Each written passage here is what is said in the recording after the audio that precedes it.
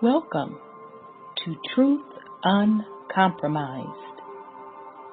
I am your host, Rhonda. Join us every Thursday at 7 p.m. Eastern Time. Truth is peace. Truth is justice and freedom to love, live, and be.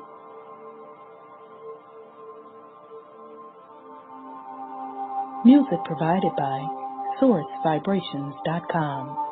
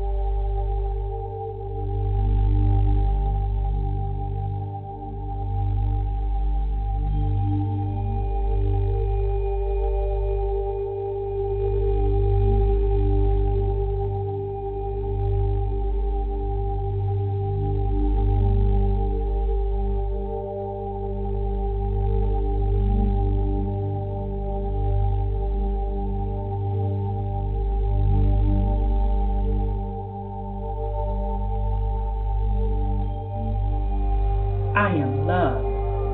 I am peace. I am free. I have abundance. I have everything within me. For I was, for I am, for I always be. We are love. We are peace. We are free. We have abundance. We have everything within us. For we are, for we will always be. For Mother Earth is love. For Mother Earth has peace. For Mother Earth is free. For Mother Earth has abundance. For Mother Earth has everything within her. For she was, for she is, for she will always be. And so it is spoken. So it has been written, and it is done.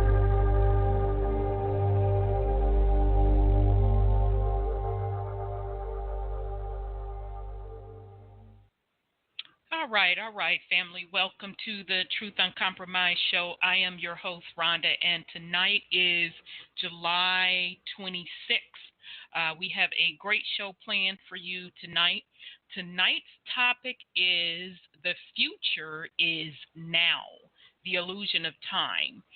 So we're going to get into the whole concept of time and how it is directly linked to consciousness, and much, much more. I found some pretty interesting stuff.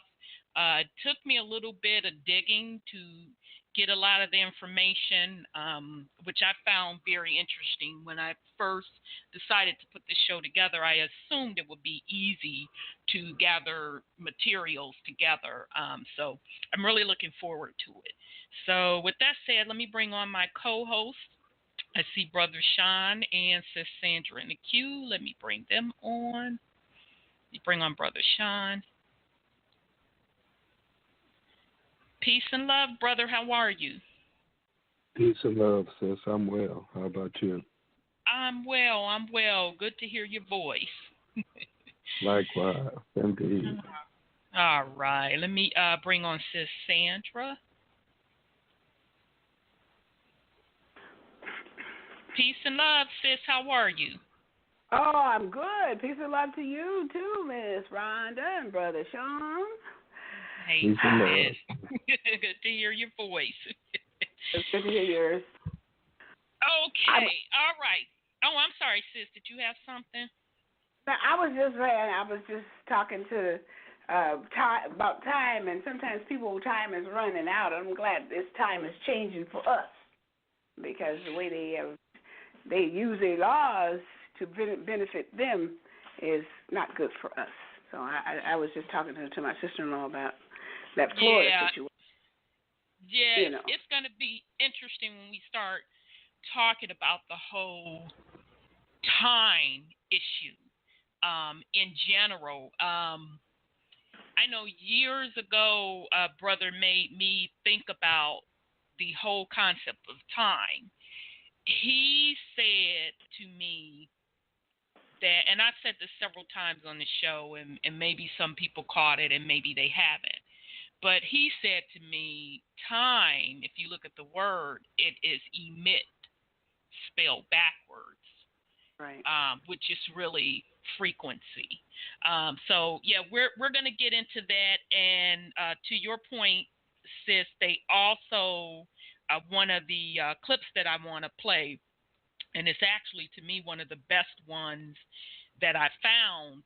This particular gentleman discuss the whole age thing. So we're going to get into a little bit of that as well. Before we get into the topic, I just real a little follow up. I love to watch some of the like really old movies from the 30s from the AMC, not AMC, TMC channel. So lately, last night I couldn't take it because they was playing some fucking slavery movies. I literally could not take it. They had one on, I couldn't remember the first one, and the second one, when I turned back, they had Mandingo, and I just couldn't fucking take it. I can't take those slavery movies. I just can't. That's just me. But a couple of nights before, they had all of the movies playing back to back about the settlement across the Americas. And they had the quote Indians in the story. So one particular one is called Cimarron. And it is about the settlement of Oklahoma. And we just was talking about Oklahoma last week. Really, really interesting movie. This movie was from the 60s. It was the second time that it had been remade. They originally they originally filmed it in the 30s. And it is coming from a book. The name of the book, Cimarron. Okay, so the 60s is what they played last night.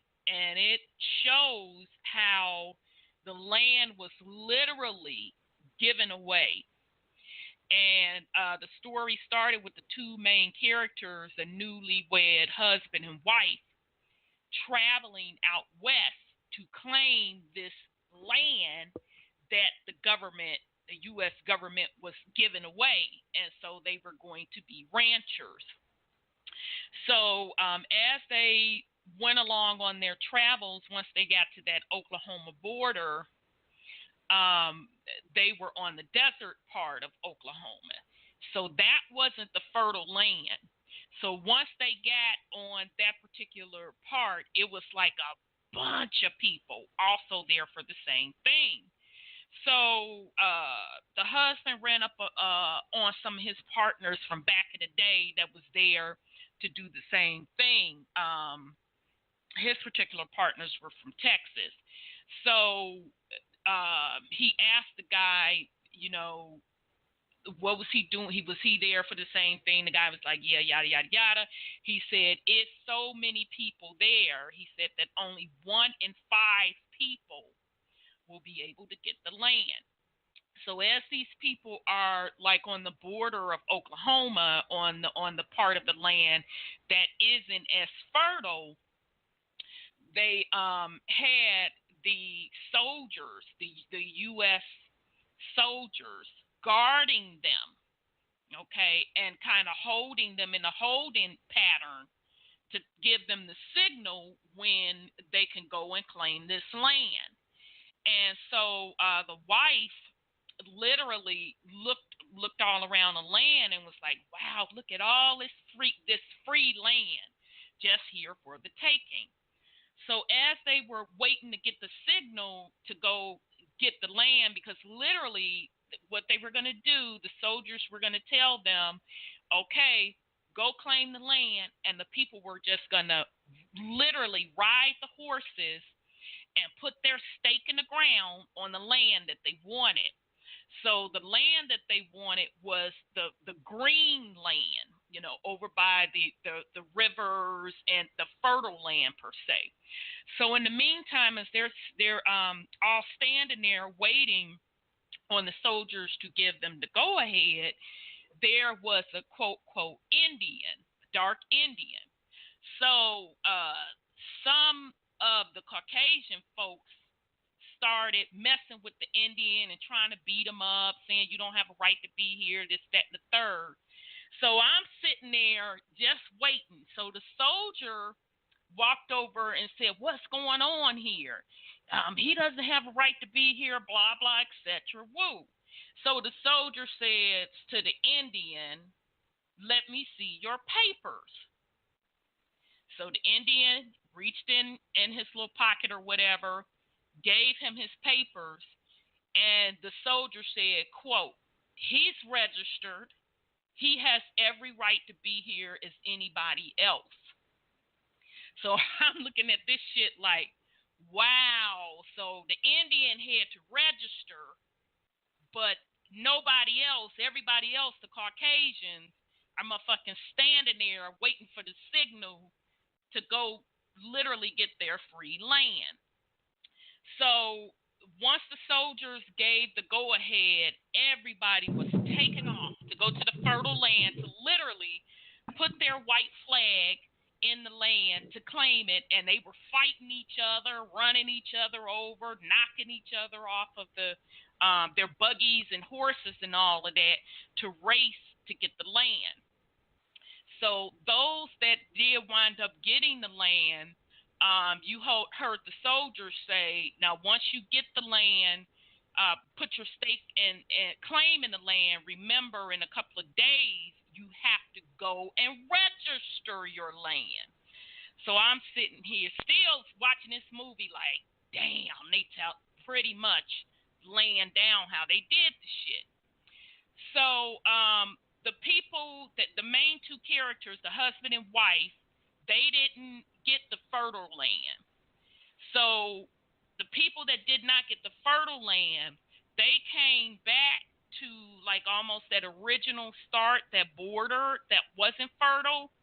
They start laying their stake in the ground on that land.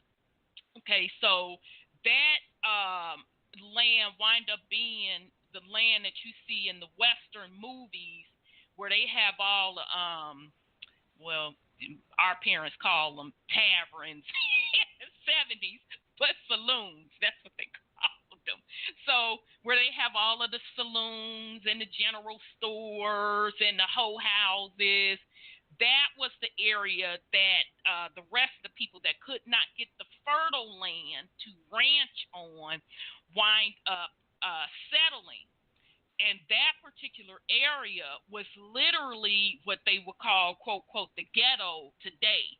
Because it was always people getting drunk, clowning, fighting over resources, this, that, and the third. And the people that wind up being doing pretty well were the people on the fertile land that they wind up getting for free or whatever. Well, ultimately not for free, because when they registered it, they had to start paying taxes on it. But that's a separate story.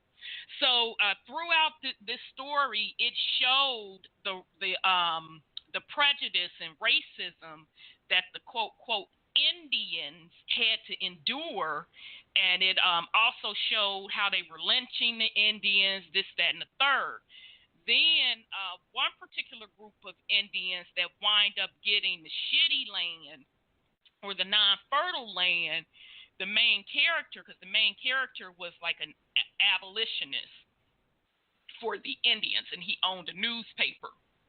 So he had found out that some of the land in Oklahoma that the Indians wind up getting was rich with oil, and he was at one of his friends' house that had wound up getting some of that same land and becoming rich off of it. So they were at a party. So he was telling everybody.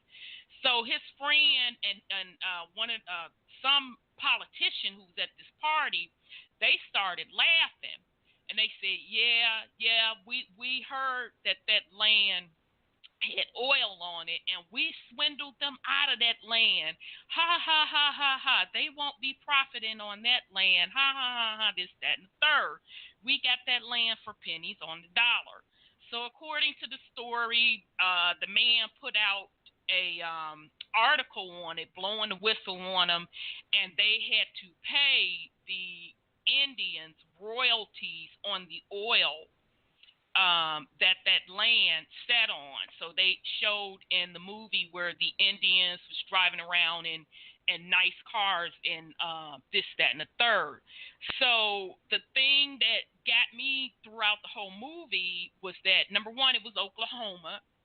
And if you know the story of the Trails of Tears, where the Indians were defeated and struck a deal for a block of land in Oklahoma. Okay, and then you have that whole Dawes Roll aspect of it too.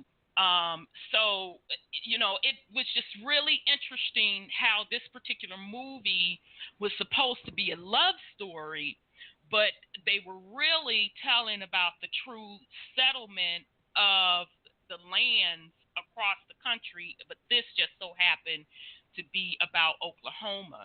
So after the movie was over, I was listening to the commentary of the TMC man, and he said that particular movie, that version of the movie, didn't do as well as the 1930s movie did in the box office, because the director of the 1960s movie purposely wanted to tell the true story of the settlement of the Americas, and that the American public didn't like it, but the movie won a lot of critically acclaimed awards. So I just thought that was interesting, that how they pretty much put it out there and told on themselves. Of course, the only thing is they weren't coming out to say who the Indians truly were, which are melanated people. So I just want to share that with the family. And, in a lot of those older movies that I find, they drop a lot of truth in it in regards to the Indians. And you'll hear some of them even slip up and interchange the word Indians for niggers. I've heard that a few times in those older movies as well. So I'll pause. I just want to share that with the family. And that movie, again, is named Cimarron, Cimarron. Okay.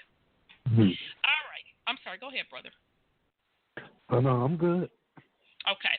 All right. So we're going to get into tonight's topic, which is The Future is Now, the Illusion of Time. I want to share an article with the family. Just a second here. It is called The Illusion of Time, What's Real? And this is off of a website called space.com. This article is by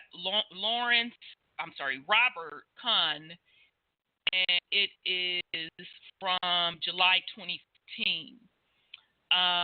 It goes, why is time controversial?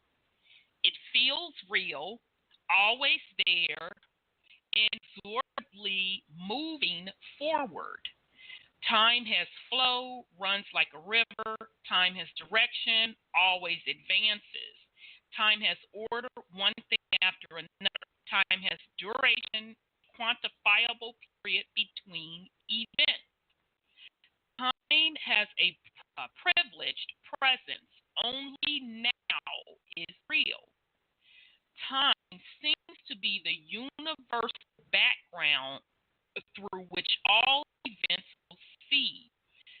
Such that order can be sequenced and durations measured. The question is whether these features are actual realities of the physical world, artificial constructs of human mentality. Time may not be what time seems. This smooth unity without parts, the ever-existing stage on which all happenings happen. Is time physical? To appreciate time is to feel the fabric of reality. I interview physicists and philosophers on my public television series, Closer to Truth, and many assert that time is an illusion. What do they mean that time is not real? Hugh Price, professor of philosophy at Cambridge University, claims that the three basic properties of time come not from the physical world, but from our mental state. A present moment that is special, kind of flow or passage in an absolute direction. What physics gives us, Price says, is the so-called blocked universe, where time is a part of four-dimensional space-time, and space-time itself is not fundamental but emerges out of some deeper structure.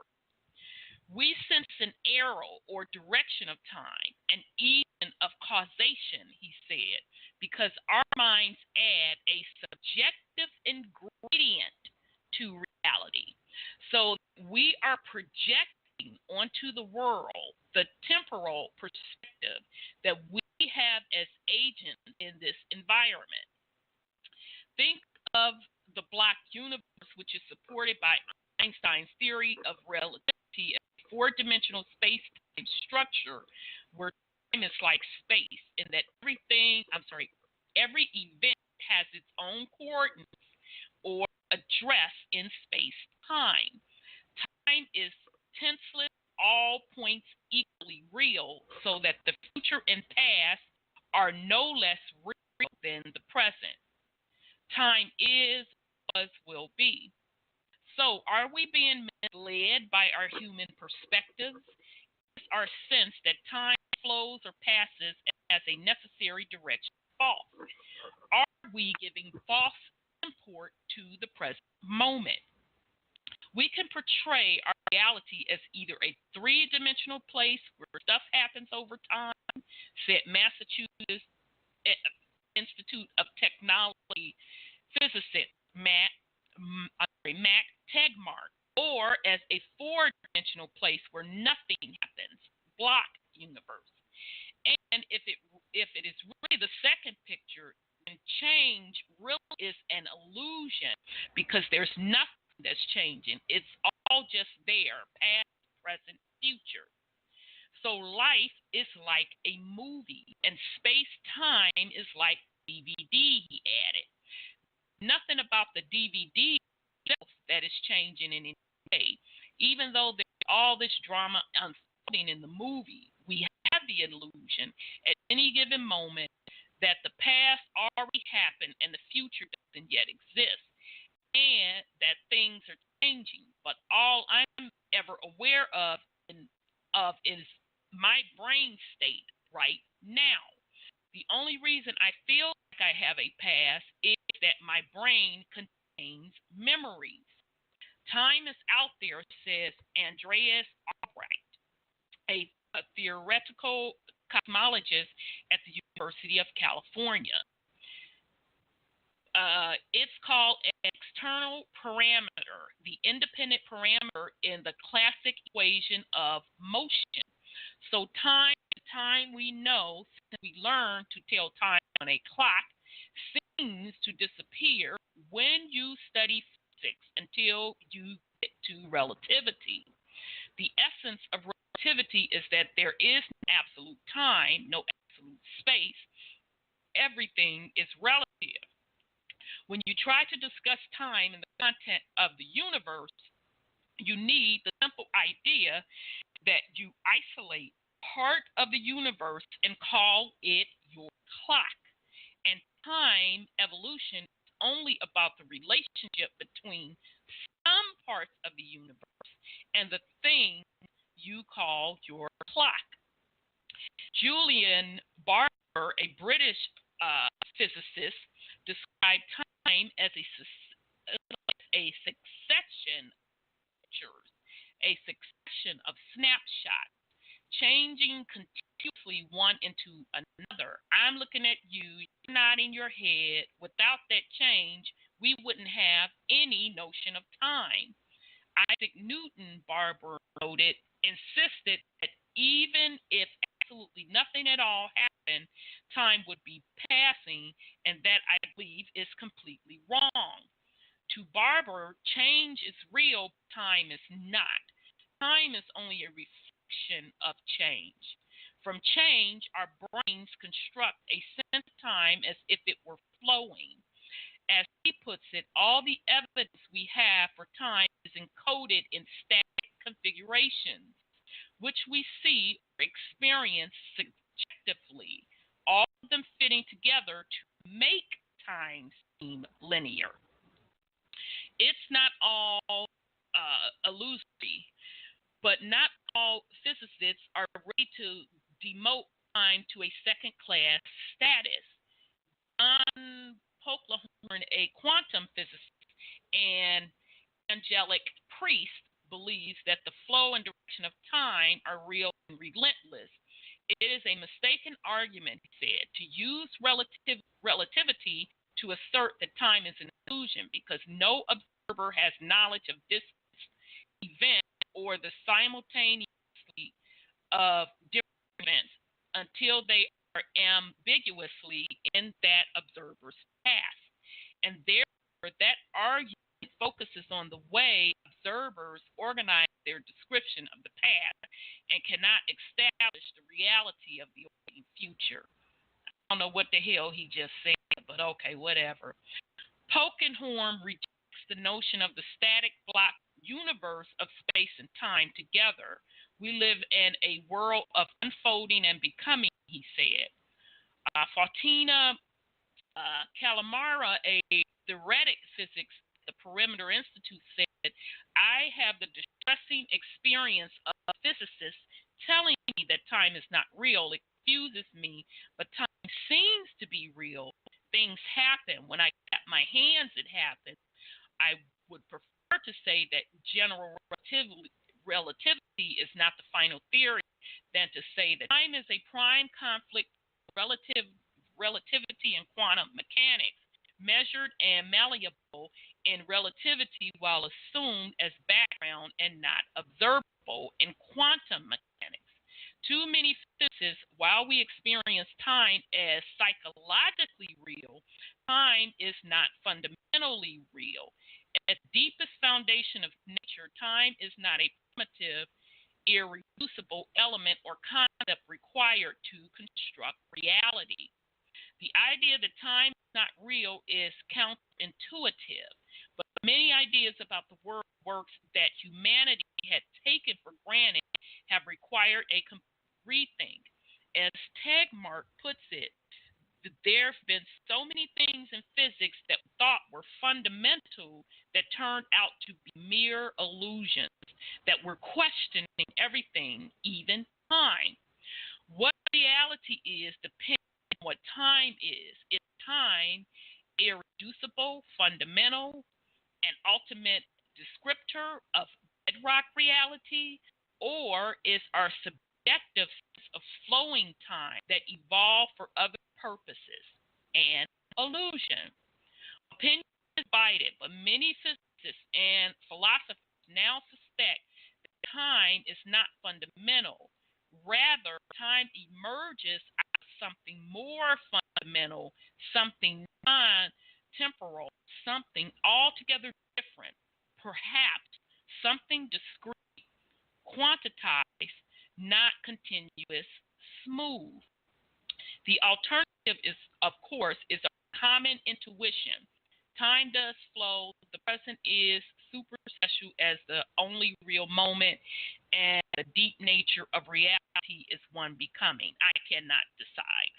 Okay, so that was just an opening off of space.com, and the name of that article is the Illusion of Time, What's Real, to give you the different perspectives of what people think time is. Is it our relativity? Is it not?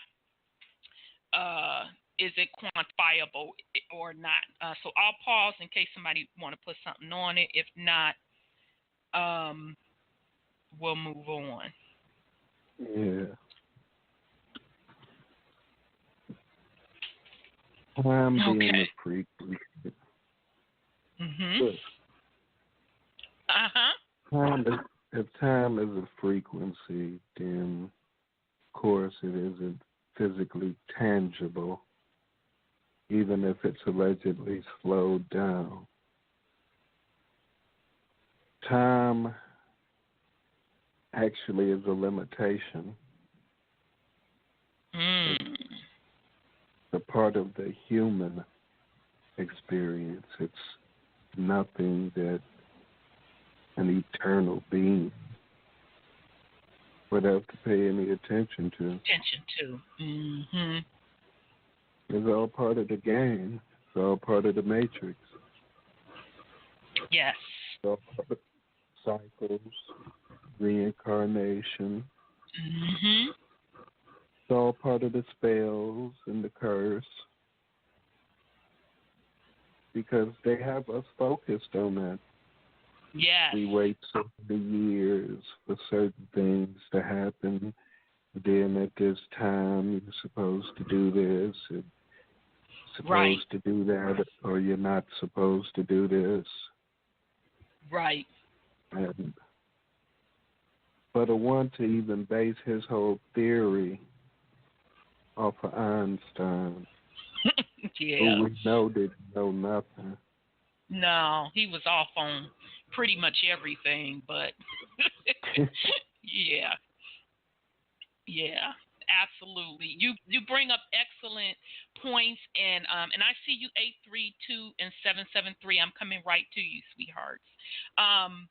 You brought up some interesting points because the video that I'm going to share with you all is by a cat out of Russia. And it's in the title of the video is called When the Day Was Different. And his name is Yuri Lamatov.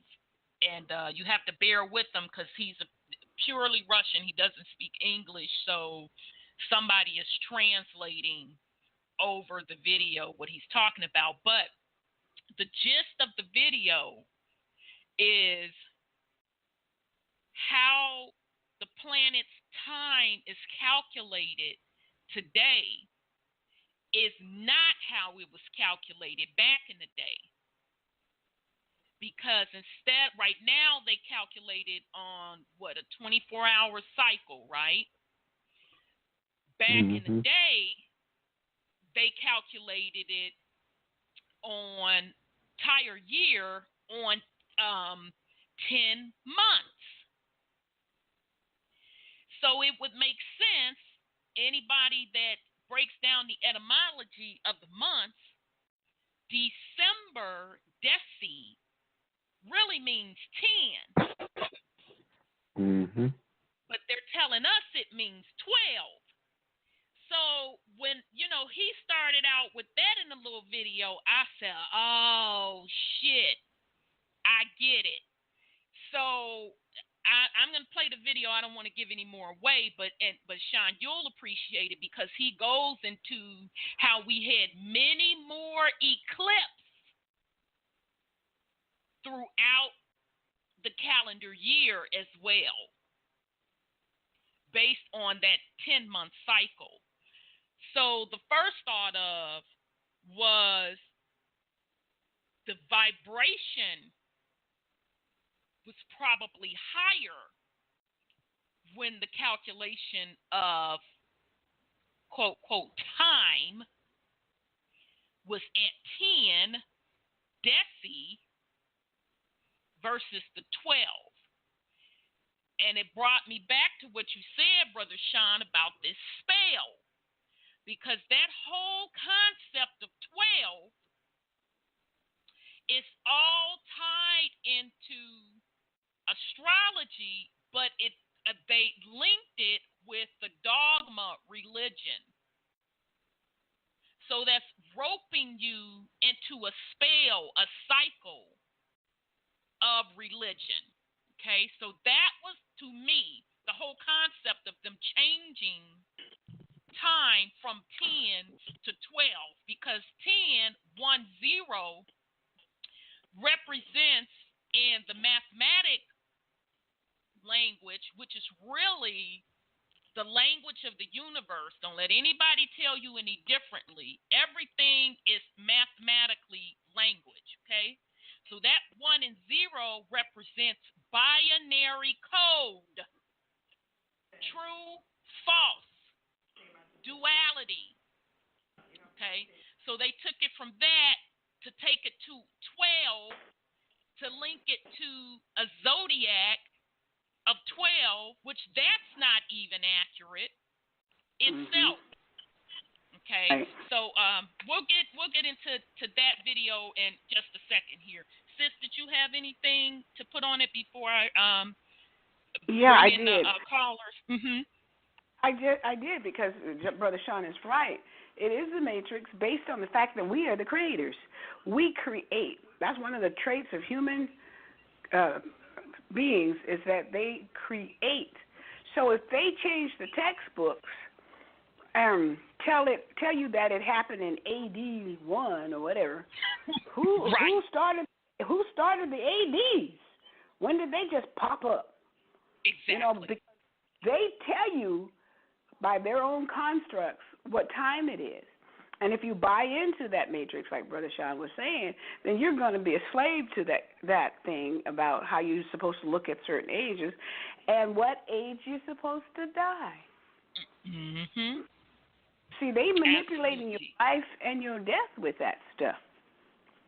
And so we shouldn't let them do that, because that's what they are casting spells, as you said, to do that kind of stuff to us. Mm-hmm. So time is really relative to how old you want to be or how young you want to be. But because you're the creator, you're the one who makes, sets your clock in your head as to what you want to be like when you get to, grow up or whatever. It's like if a little kid say, what I want to be when I grow up, but you have to make that decision. And that's what I just wanted to add to it. Absolutely, sis. Absolutely. Let me bring on 832, and then I see you 773.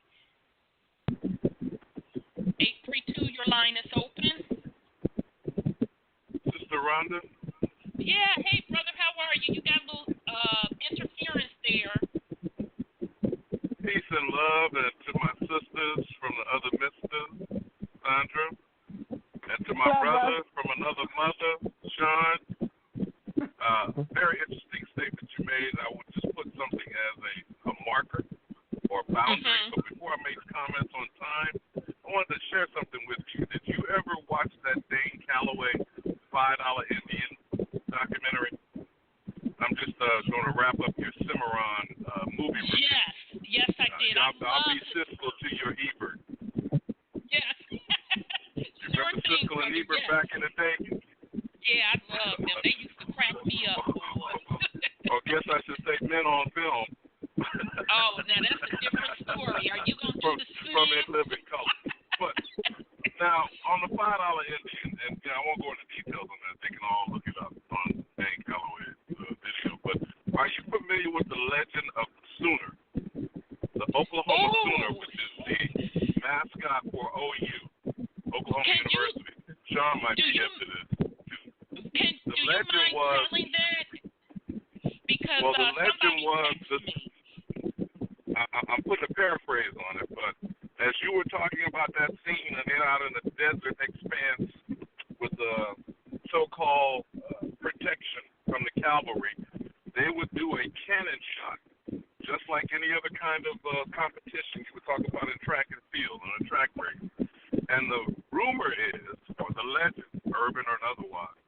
that they passed word amongst themselves that the sooner, excuse my French, because I have to use the language of the time. Right. The sooner you get here, the sooner you can get this land from these niggas. I'm paraphrasing. Now, that was like a colloquialism. And when you understand what sooner means, think of that scene that you're talking about. Cannon shot, they fired off bat out of hell, quick to thievery. Thievery. As you pointed out, the white man put the so-called Indian, which is the Mongoloid amalgamation, because that wasn't the true native. We know who the Aborigine was, and that's us who are here in ignorance and confusion. That's why I keep putting out the three letters WHY. Why were they sooner getting here? And I don't care whether it was at that desert patch in Oklahoma or getting off of a boat on a dock in Ellis Island or on the other side of the continent, as Obama referred to as Angel Island. Why? Well, I won't distract and get off on that. Why? The sooner they can get here, we can steal this from the original people. Just keep that in mind for a moment. The other thing is that he mentioned in another documentary, which I was not aware of, I'll have to do some research to verify it. In 2002, are you familiar that W, the son, 43, went to the United Nations and asked for salvage, a salvage claim, claiming that the Mexican American and the African Americans ruined the infrastructure of the society with the welfare programs, welfare, student loans, house loans, car loans, whatever kind of loan you want to talk about. He went before the United Nations. You familiar with that, son? Yeah, I'm familiar with it. And then got authority to remove us from this land. Now, it's always amazed me how they're going to get authority when they have no authority, but I'll leave that for another discussion. I just want you to contemplate these things. And another point he raised in the same, I'm talking about Dan Calloway's documentary that I watched recently, that Obama signed us away and the Constitution in the Copenhagen Treaty. Are you familiar with that? Yes, I've heard of it, yes. And that supposedly surreptitiously diverted. Now, I don't know whether we want to say it was the organic Constitution, which I don't necessarily believe that, the original Constitution, or the constructed corporate Constitution, because people don't realize there is another separate Constitution that members of Congress swear their oath to, because they are operating as corporate agents of the U.S. corporation. But I just wanted to put those things on the table for some contemplation. And I appreciate what you were talking about with Cimarron. I'm going to have to go back and review that. Yeah, check that out. And thank you for bringing up sooner, because in that scene that I was describing with the soldiers, they shot off the damn cannon. Yeah. So the joke is on us that they said the sooner you get here, they would say, remember, go west, young man, manifest destiny, all this sloganeering crap, which, by the way, is tied to Make America Great Again for those agents that are listening to the show tonight. But now let's talk about time. I want to say this for your contemplation. As the sister talked about Annus Domini, or AD, if you want to use this Gregorian calendar, if you want to claim this is the year 2018 of our Lord, you do know that was the original connotation of their timeline. This is the year of our Lord, which, by the way, is another false construct, because we also know that was a melanated Hebrew Israelite, not a Caucasoid, blonde, blue-eyed European Jew. Okay? But to use an analogy, could you see a timeline based on Buddha, Muhammad? Could you? Or do we have the old ancient beliefs of time systems, which are based on eons? And I know you've mentioned this, and Sean has mentioned it too, about the evolution of 26,000 quote-unquote years. And what is a year? Is it either 10 months or 12 months, or, as you were saying? Or what is the actual construct of the cosmology based on the zodiac? Because we're talking about the proximity of the sun, the moon, the planetoid objects in orbit over a circuit, which means that time, I'm trying to say this not being so confused, but just in a basic You're doing premise. well. You're doing Time well, brother. is based on distance. Time is based on distance. In other words, we show ourselves in proximity to something else. As in Sean mentioning the matrix or the construct, it's based on context. Okay? So, whose context are we allowing authority?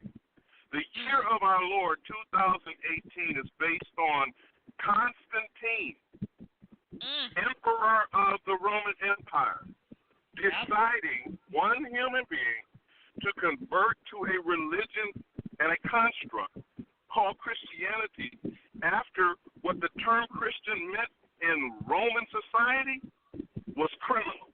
You understand what I'm saying, my sister? The followers of the so-called person, they claim Jesus Christ. Christ or Cristo is a Latin title that was put on a man that was seen as a subversive, as a rebel, was crucified as a offender, traitor to a foreign government. Now, how am I going to be crucified being a traitor to a government that's not mine, kind of like the United States Corporation sitting on my land? How can I then be turned around and then be authorized by the same people who crucified me, who are now going to be converts, and use the same term that was a derogatory, kind of like embracing nigga, and making it now a loving, what do they use that term, that we take the power out of it. But yeah, okay, all right. So now you turn the term Christian that meant criminal first to now mean follower of the person you crucified. Then you go create the Gregorian calendar on his so-called birth and death, which, as Sandra pointed out, no one can seem to confirm what on the timeline that really was. In addition, in today's construct, and I'll wrap up with this, the atomic clock is based on this context. Yes. On the year of our Lord, 2018, on seconds, minutes, hours, days, weeks, months, and years, based on whose authority, if you get my drift, my sister, and I. Yes. Yes. Thank you, brother. Thank you, brother. Peace and love. You, as usual, you brought it home. The point that you brought up about time being distance, you're gonna hear that tonight. In some of the clips that I played. So that was very, very powerful. And also thank you for bringing up about the cycles, okay? Because our ancestors, if you want to say measure time, it wasn't time, it was ages, okay? And that's where the whole 26,000 year cycles came into play, because it was based on energy frequencies. Okay, they knew, in this cycle, these sets of energies would be more dominant than another set of energies. Okay, and that it is based on the quote what they're calling planets, which are really energies as well. But even the astrology, they have tricked us, because they recently came out and said there's really 13 astrology signs versus the 12, okay? And, 13 means hidden. So very, very good points, brother. Thank you for bringing those up. And we're going to go over some of those points in the video. So thank you for that. You hit that out the park.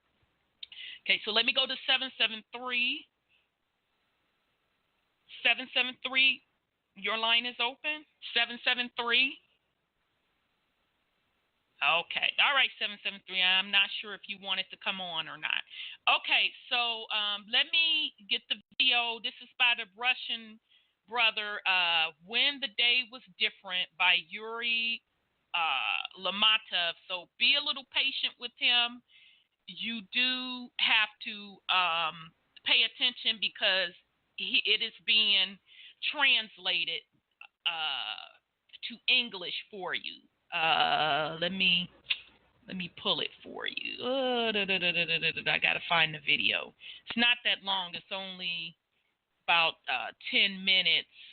And he's going to talk about how time used to be calculated on 10 hours. And the year was calculated over a 10-month cycle versus the 12. Okay, so let me hold on a second. Now all of a sudden, I can't find the video. No, it's here. Damn it. Okay, hold on a second, family. Okay, yeah, it's only 8 minutes, so here we go, family.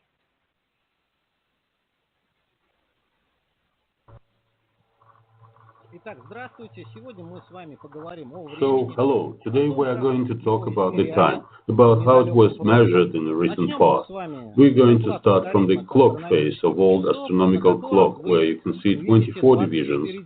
There are 12 divisions usually now, or 12 hours, but the clock phase was different just recently, and the clock phase was divided for 2 periods of 12 hours.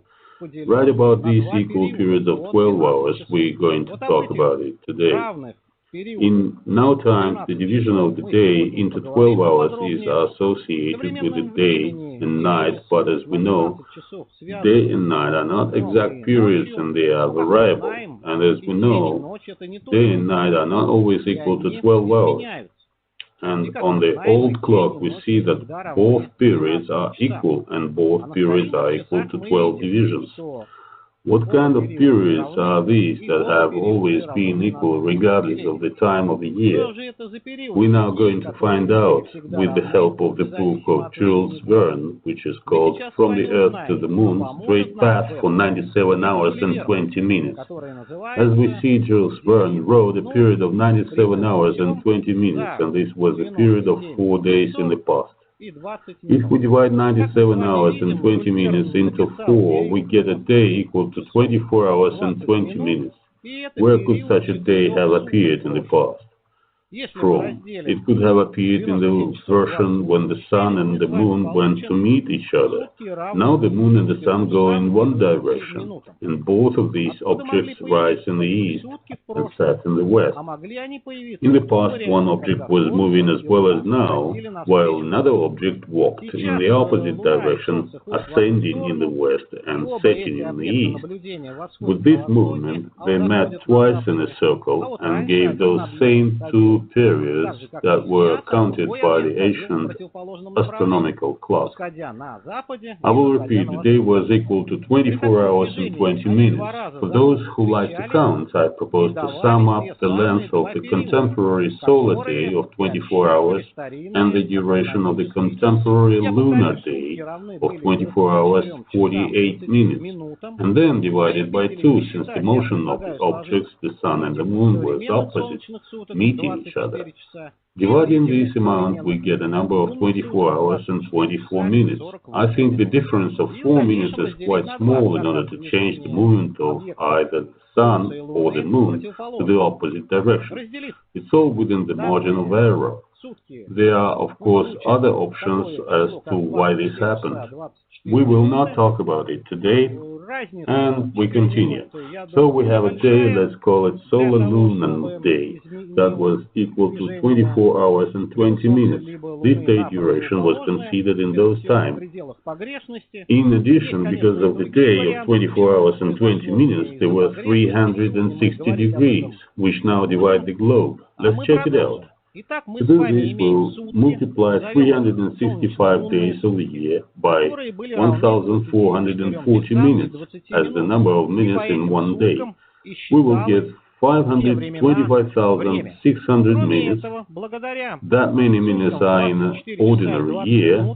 Now we divide this number by the duration of a solar lunar day, namely by a day equal to 24 hours and 20 minutes, or 1,460 minutes. And now we have got a number of 360, exactly, or in other words, 360 degrees. In addition, we have got 360 days, also as the number of days in the year in the past that were counted by the ancient clock. And this suggests that earlier there was a calendar of 360 days. I'll probably make a video about it. I now only can tell you that this is exactly the calendar that had 10 months in it. And it's the time for us to sum up our little result. So we today learned that the previous day lasted longer, and it was calculated according to a different principle. This can be called a solar lunar day. We also learned that due to these days, the circle was divided into 360 degrees, and it's been divided now. In addition, it was the days that were in the year, in the calendar of those times, and the calendar had 360 days. Also in this calendar, there were 10 months that reached us in the form of an artifact of the month of December, which is translated as the 10th month. And what is most interesting, that all day duration tells us that there was a territory where the sun was never setting, and that is why this kind of a day has been started to use, as there was no day and night change period. And there were sun and moon which went in opposite directions, and their movement people took as the basis of time counting. The fact that there was such a territory where the sun did not set is told to us by the theory of flat earth, and such a thing that there's a large number of people who accept this version of the world tells us that there's a reincarnation memory. Well, in other words, people lived at that time, they saw how the sun went without setting beyond the horizon, and now they just remembered about it. About the fact that there was a territory in which the sun did not rise is told by the lone stay of America on the dark part of the earth. Such a territory was called terra incognita on the maps. Well, this picture tells us that there was darkness there. Here we see pterodactyl, allegedly, and which can also be called a large bat. Well, as we know, bats do not like light very much. One of the names of America also tells us about the fact that there were territories where it was always sun and where there was always darkness. This name is the New Light. In conclusion, I'll show you how the name of Jules Verne's book changed in different editions. And these pictures clearly show how the knowledge about the solar lunar days, the days that are equal to 24 hours and 20 minutes, was concealed from people. Here you see the full title of the book is written in one edition with the name, with the time mentioned. We see 97 hours and 20 minutes. Next, we see another edition where 20 minutes have disappeared and only 97 hours remain. There are certainly publications without any indication of time. Here it is. 97 hours and 20 minutes have disappeared. In the USSR, this book came out with a completely different name. It was called From the Cannon to the Moon and From the Earth to the Moon. As you can see, the information is being concealed from people. And you can see how simple it is. That is it. All the best to you. Yuri Lamada was with you. Называлась она и...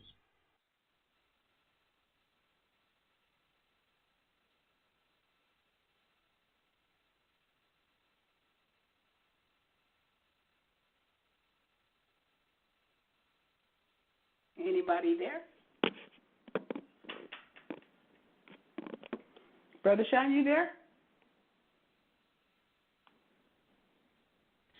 Okay, sorry about that. Okay.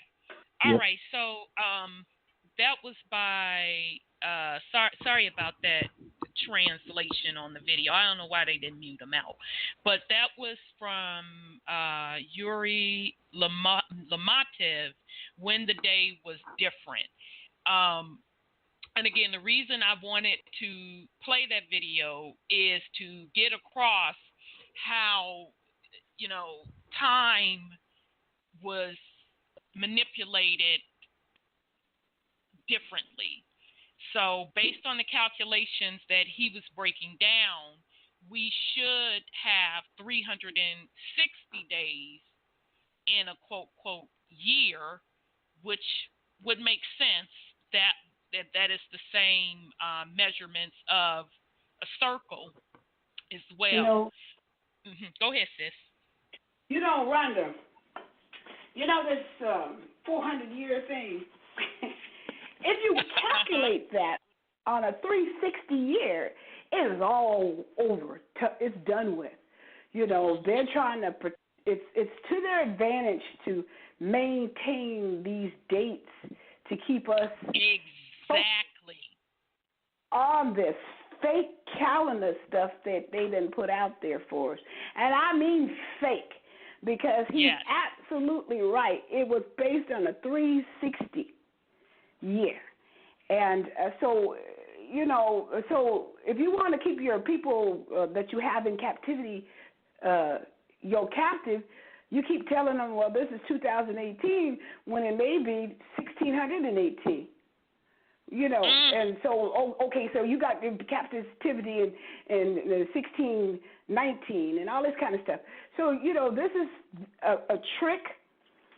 It's just to enslave the minds of men, and the captors have changed the times. And it says they're going to do that. They're going to do the changing of the time. But our people need to come out of that idea that what they tell us is truth, because it's not. Right.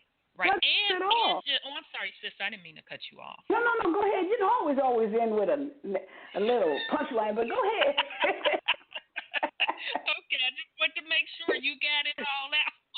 But you bring up a very good point of not following what they tell us, because if we would have stuck with the ancient ways and being in tune with nature and following the ages, we would have known that their quote concept of time was rigged. Right. And again, it's a spell that is being cast on the planet. Right.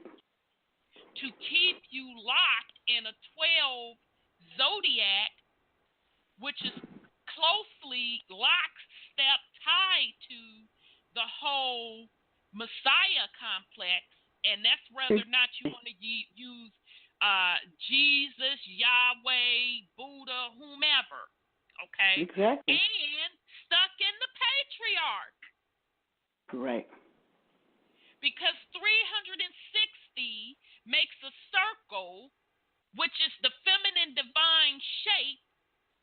3 plus 6 equals 9, which is completion and the divine feminine number.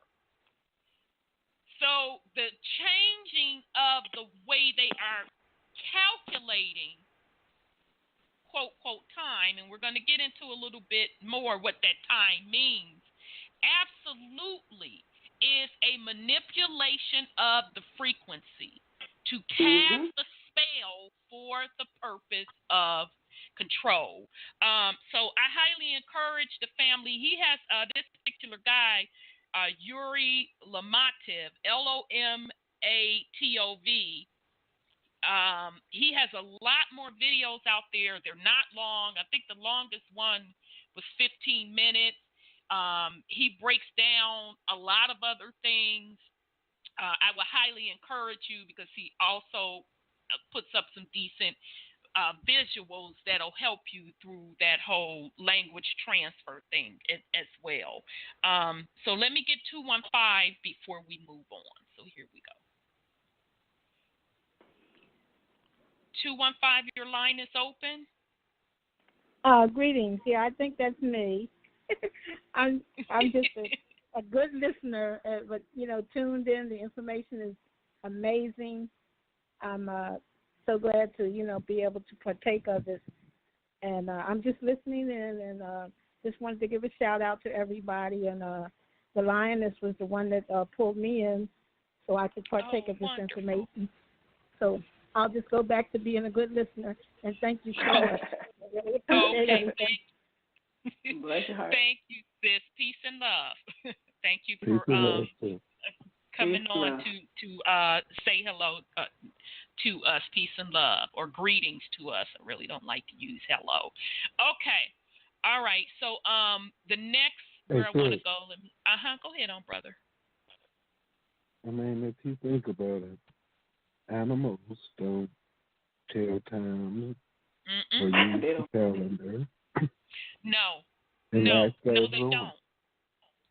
If we remove those things, it's not like we're just going to perish. No. It's man-made. You may live longer, too. Jail is called doing time. And in jail, unless somebody tell you what time it is, you don't know. So you're actually lost in time. That's a good point. And time is also equated with movement. People equate how many times something occurs as a period of time. But if people sitting still, usually when you're sitting still and get lost in your thoughts, you lose track of time. Yes. You're outside of the trap. Very good point. Anybody that's retired and no longer punches the clock will tell you that they lose, quote, track of time with these constructs of days of the week. Yeah, that's true. Because they're outside of that matrix bubble. Monday through Friday work, Saturday, Sunday, the weekend, et cetera. So very good point. And yes, the animals, they not sitting up and saying, oh, well, I got to wait until, 5 o'clock to do this or this particular month to do that. They know by nature. They know by the frequencies on what to do. Right. Just watch the trees. You can tell when it's about to get cold or whatever. You watch the doggone trees and plants. They tell you the story. Anybody that has daffodils, and they taught me this when I moved to the South. They told me, plant some daffodils in your yard. And those daffodils, when they come up, they're going to tell you when the last frost hits. And surely enough, planted them daffodils. All I had to do is watch the daffodils. And I knew when it wasn't going to freeze anymore. Okay? So this concept of time from a numbering system is a man-made construct because everything in nature is based on vibrations and in sync with the particular ages, and the ages are the energies / frequencies that are, which is more dominant or not. So, yes, very, very good point, Brother Sean. Very good point. Okay, this next one, delusion of time and space, consciousness is not part of the brain. So that is divine cosmos. Let me find it first. Let me make sure. Let me find the video. It's not going to be that long. So bear with me here. My list is getting so long, I'm going to have to clean these up. My little videos. So that's why it's taken me so long, because I have to scroll through so many.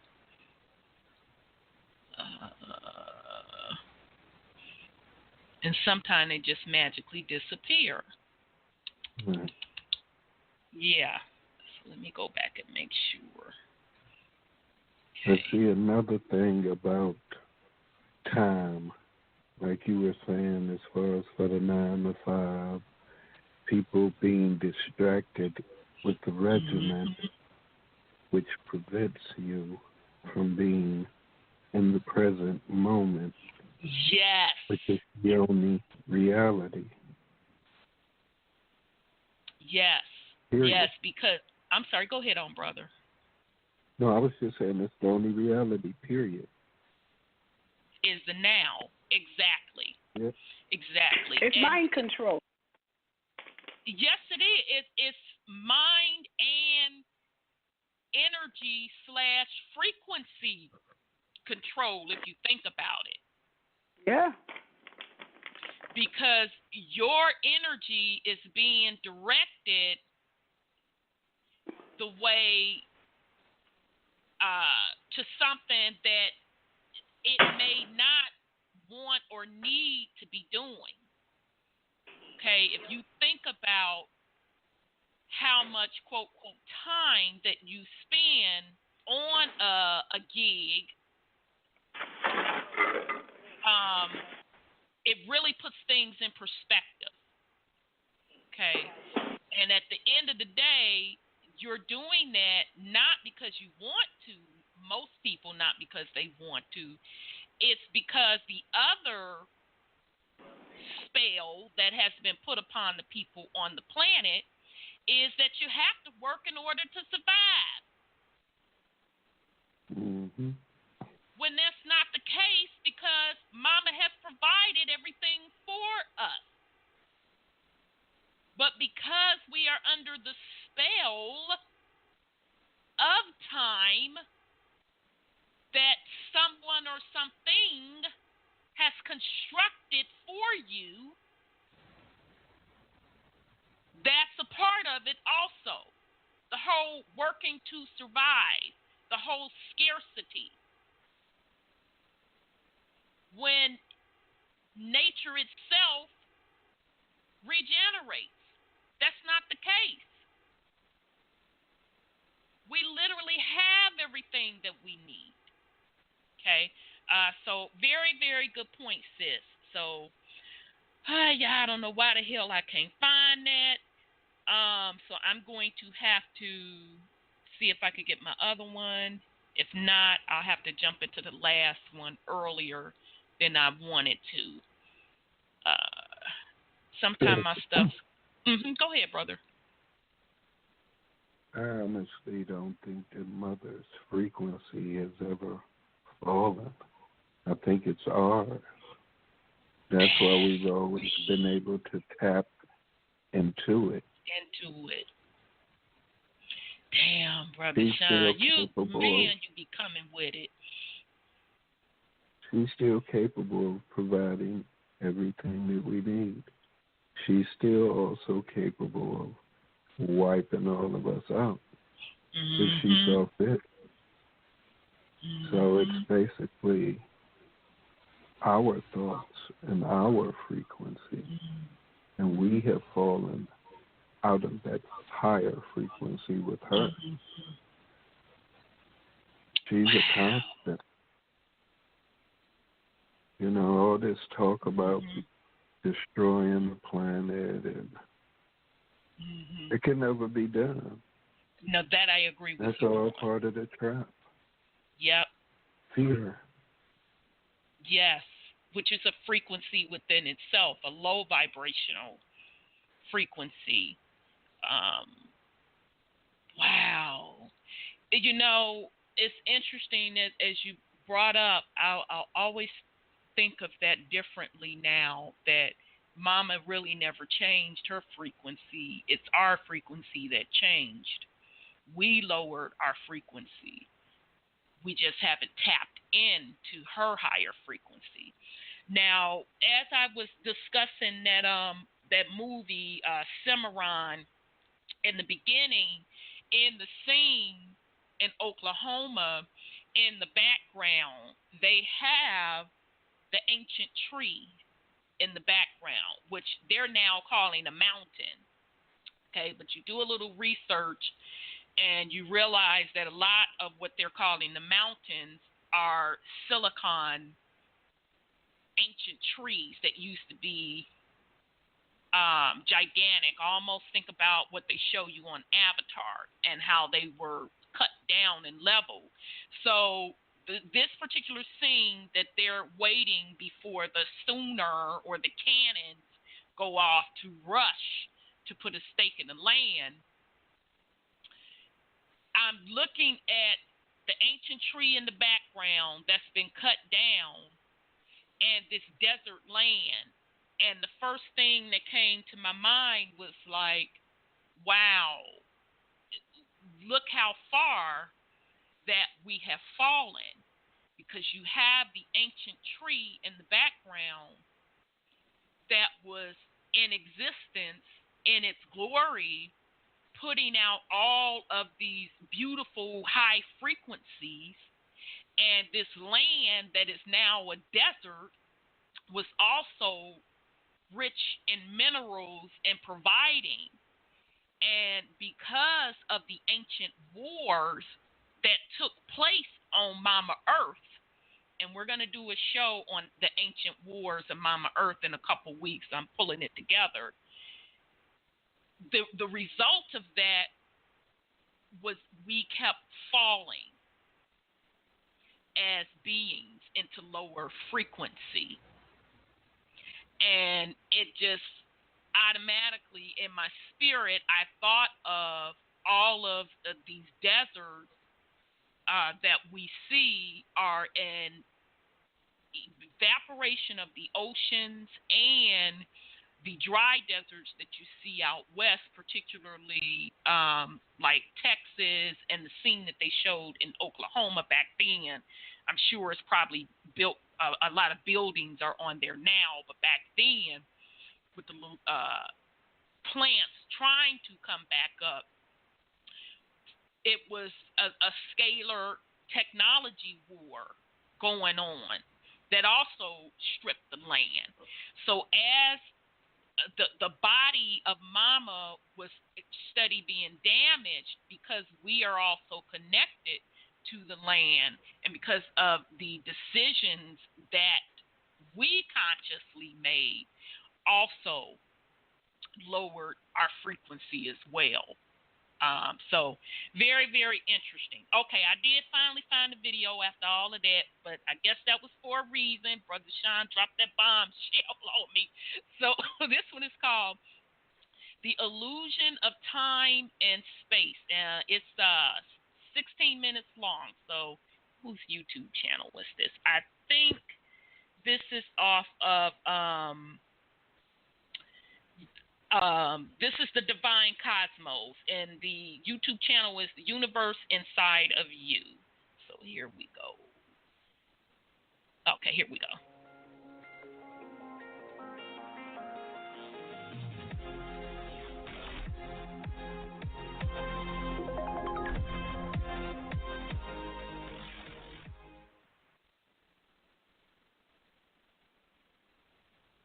Hello, everyone. This is Jeff at Divine Cosmos, and this is a reading of my article entitled The Illusion of Time and Space. Like a lot of things about this reality we experience, linear time is simply a very convincing illusion. It's an illusion created by consciousness. In fact, so is space. Closely related to the idea of time is the notion of linear causality. A causes B, which then causes C. This notion is also just a very convincing illusion. The reality that we are experiencing is by no means an objective reality as most people assume. It is more like what we would conceive of as a virtual reality, but one with some very interesting rules. Before diving into how and why time and space are illusions, let's briefly review the basics about what you and the universe really are. Cosmic consciousness. The very fabric of the universe is conscious, and your consciousness is a thread of this universal consciousness with its own focal point of awareness. We are apertures that the universe is perceiving and experiencing through. Mainstream science, with its rigid materialistic view of the universe, believes that consciousness arises from the operation of the brain. Now, while the operation of the brain does give rise to some limited cognitive as well as analytical abilities and local memory, our higher consciousness exists in the field and our brain functions as a receiver.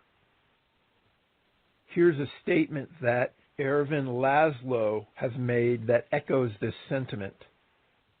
The great spiritual masters, poets, and even scientists have been telling us that consciousness is not in the brain. It is part of the mind or intelligence that infuses the cosmos.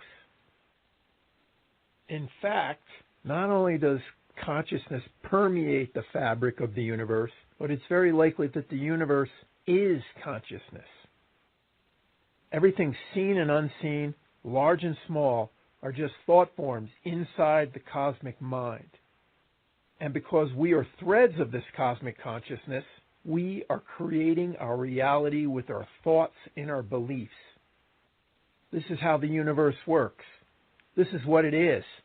We are part of a great cosmic mind, and all realities are constructs. The infinite information matrix.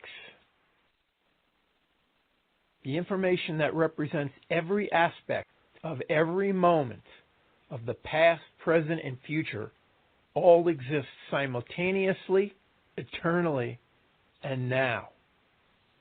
Not just all the information for the timeline that we're experiencing, but all possible timelines.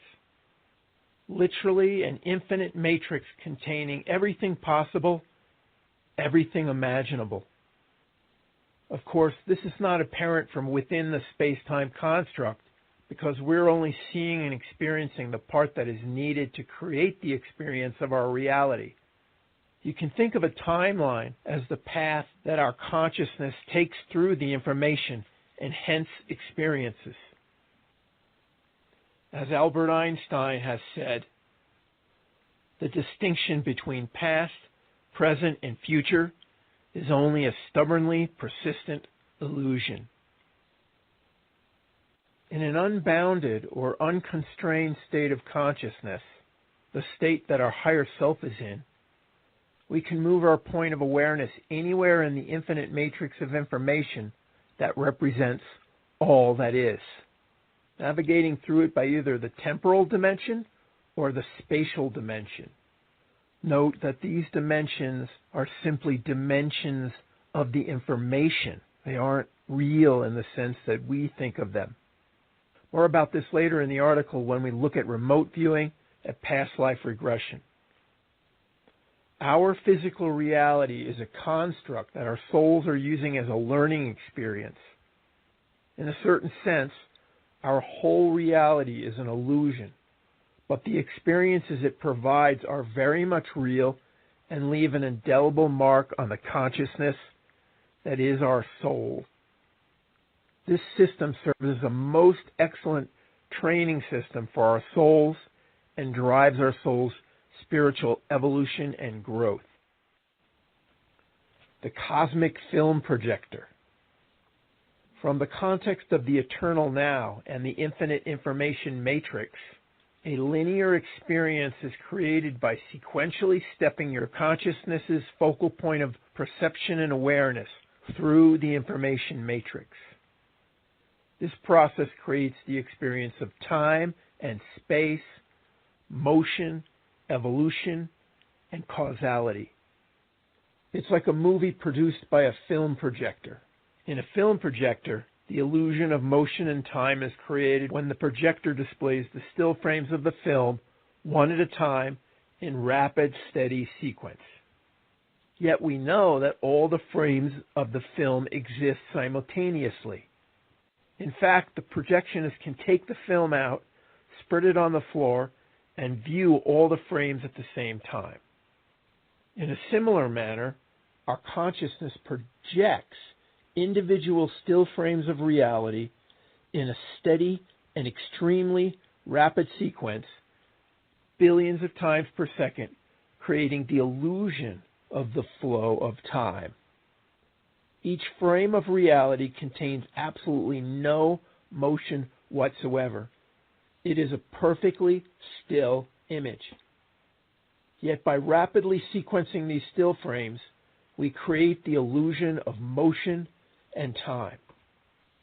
Sets of information in the infinite matrix function much like the still frames of the film strip. Our earthly consciousness functions much like the film projector, viewing still frames in rapid, steady sequence. Our higher self exists in the timeless realm and functions much like the projectionist, who can take out the film and view all the frames simultaneously. As Bashar has said, that echoes this idea, it is you who are moving, not time. Time has no movement. There is only one moment. The illusion of continuity. Normally, the reality frames that we view in rapid sequence are related and similar, creating the illusion of continuity. Continuity is required to make the game of life a convincing experience.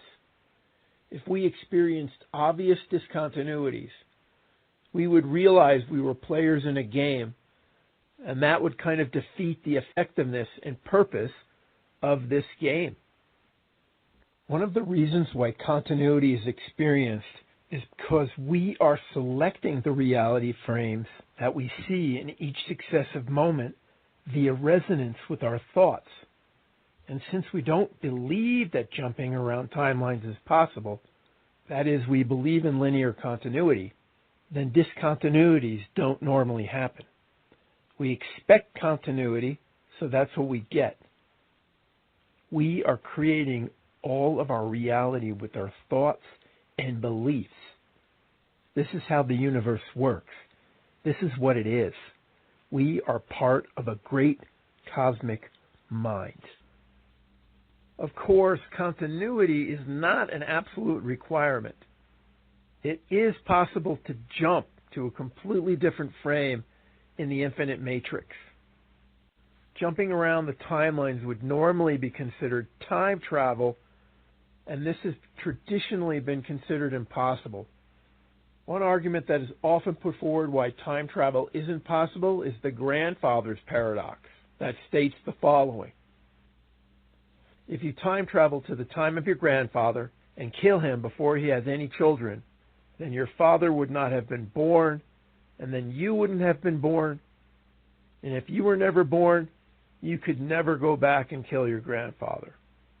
Of course, the paradox dissolves when you realize that there are an infinite number of timelines, all simultaneously coexisting, parallel but distinct paths through the infinite matrix, or flows of events, all simultaneously coexisting, parallel but distinct paths through the infinite matrix.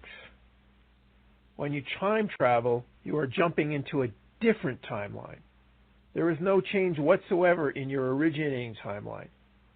The timeline you switch to may appear to be almost identical to the one you were on, but it is a totally different timeline. Paranormal phenomenon and the illusion of time and space. The paranormal psychic phenomenon of remote viewing and past life regression shed light onto the underlying nature of our reality and are consistent with the illusory nature of time and space that I am presenting here. Remote viewing is the term that the military intelligence community coined as an alternative to other metaphysical terms. Remote viewing is the ability to view any location, no matter how distant, in one's mind simply by conscious intent. According to the book Limitless Mind, A Guide to Remote Viewing, anyone can develop this ability with training. If you're interested in attempting to develop this ability, you can find a link to this book in the description below this video, or if you're listening to this as the audio embedded in the blog article, you can find a link to this at the bottom of the article. The ability for the mind to see any location in space strongly suggests that consciousness exists outside of the brain in the fabric of the universe, as many ancient schools of thought believed, and that many leading-edge contemporary scientists are starting to understand and prove. Check out the book, The Immortal Mind, Science and the Continuity of Consciousness Beyond the Brain, to dive deeper into this subject. You'll find a link to this book in the description below this video or at the bottom of the blog article if you're listening to the audio embedded in the blog article.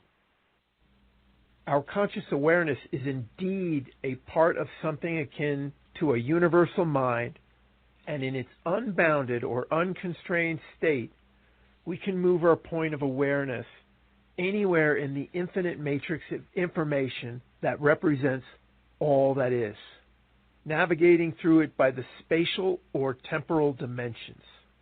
In the case of remote viewing, we're accessing our unbounded universal mind and moving our focal point of awareness through the spatial dimension of the universal information matrix to a specific spatial location. Past life regression is another paranormal phenomenon that illuminates and is consistent with this model. Past life regression is a technique that uses hypnosis to put a subject into a state of consciousness that allows them to access the unbounded consciousness of their higher self to explore what we traditionally think of as past and future lives. Our higher self creates many souls that are aspects of itself and projects them into the lower frequency planes of existence. During past life regression, we're able to access some of our unbounded consciousness and move our point of awareness through the temporal dimension of the infinite information matrix, along paths and to locations that correspond to segments and points on the timelines that other aspects of our higher self, other souls, are stepping through and experiencing. Our higher self creates many souls and puts them in many life forms, on many worlds, in many different situations to accelerate the evolution of its consciousness, its spiritual evolution. It is experiencing everything that all its souls are experiencing and growing because of it. It is having a massively parallel experience through all of its souls. If you'd like to learn more about reincarnation and past life regression, I recommend the books Journey of Souls and Past Life Regression, Discover Your Hidden Past Life Memories. Links to both of these are in the description below this video, as well as at the end of the blog article. The Mechanics of Reality Creation. The reality we are experiencing is by no means an objective reality, as most of us presume. In fact, it's more like what we would conceive of as a virtual reality, but one with some very, very interesting rules, some of which I've described here. If you'd like to dive deeper into understanding and mastering the laws and mechanics of reality creation, then check out my article by that same name. A link to that article is provided in the description below the video and at the bottom of the blog article. If you can understand and master the laws and mechanics of reality creation, you will become a very powerful being who can tailor-make your personal reality to whatever you desire. And if we all mastered these skills and focused our thoughts and intentions on the same vision of a better world, we could drastically alter our collective reality too, and quick. That's all, folks. Thanks for listening. If you enjoyed this article, consider liking it or sharing it or subscribing to the blog, which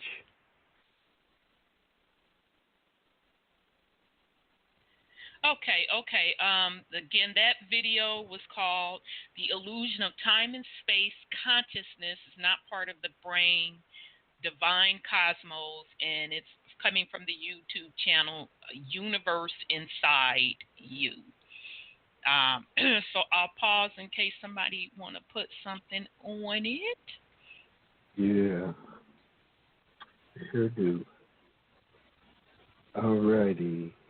He's talking about make your own personal reality or make the world a better place. He talking about staying in the matrix, just, privileges.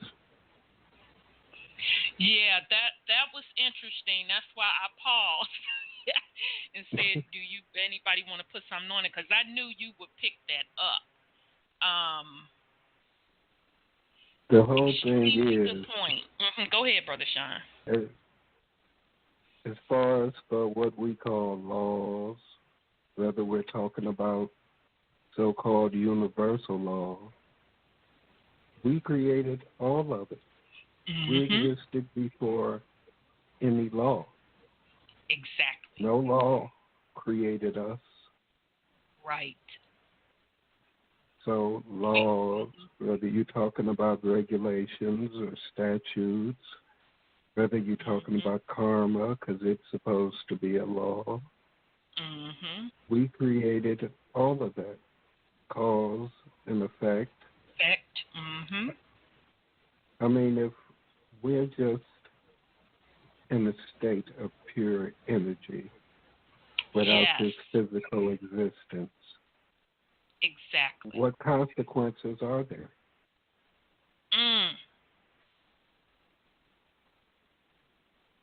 Where does karma exist there?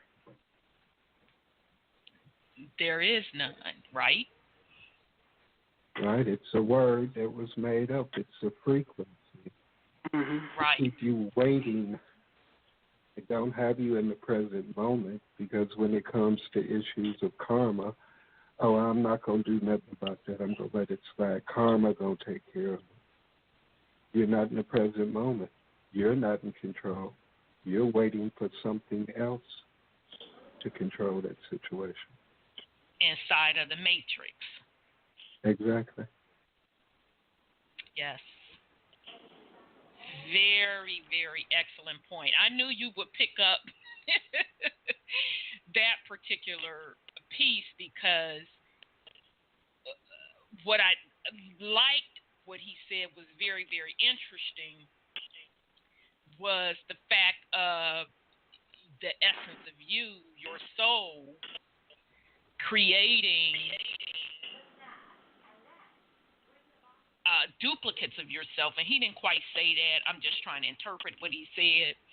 Duplicates of your soul in these other worlds or these other dimensions to experience these other things. And, within those other dimensions or whatever, I am sure there are other quote, laws associated with them, or it's just another matrix per se that we created in order to experience or be a part of to play the game per se. So that part I did like, that he pointed out that you, the true essence of you are more truly than the physical. We've talked about that for quite a bit, and I'm sure everyone knows that who is listening to this. But you're just not this one matrix dimensional realm. As Brother Sean said, you are energy, okay?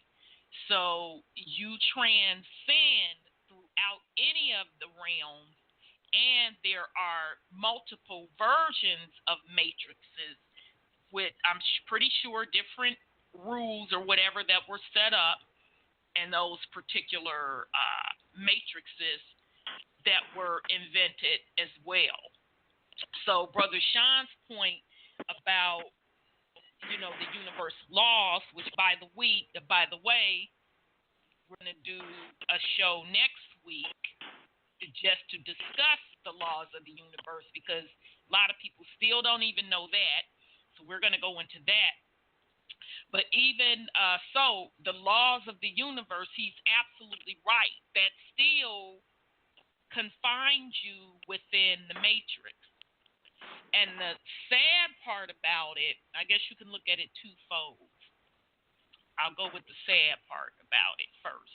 The sad part about it is that we have sunken so low in a state of frequency and so attached to the matter that is the physical that we've forgotten all our own damn laws that we created.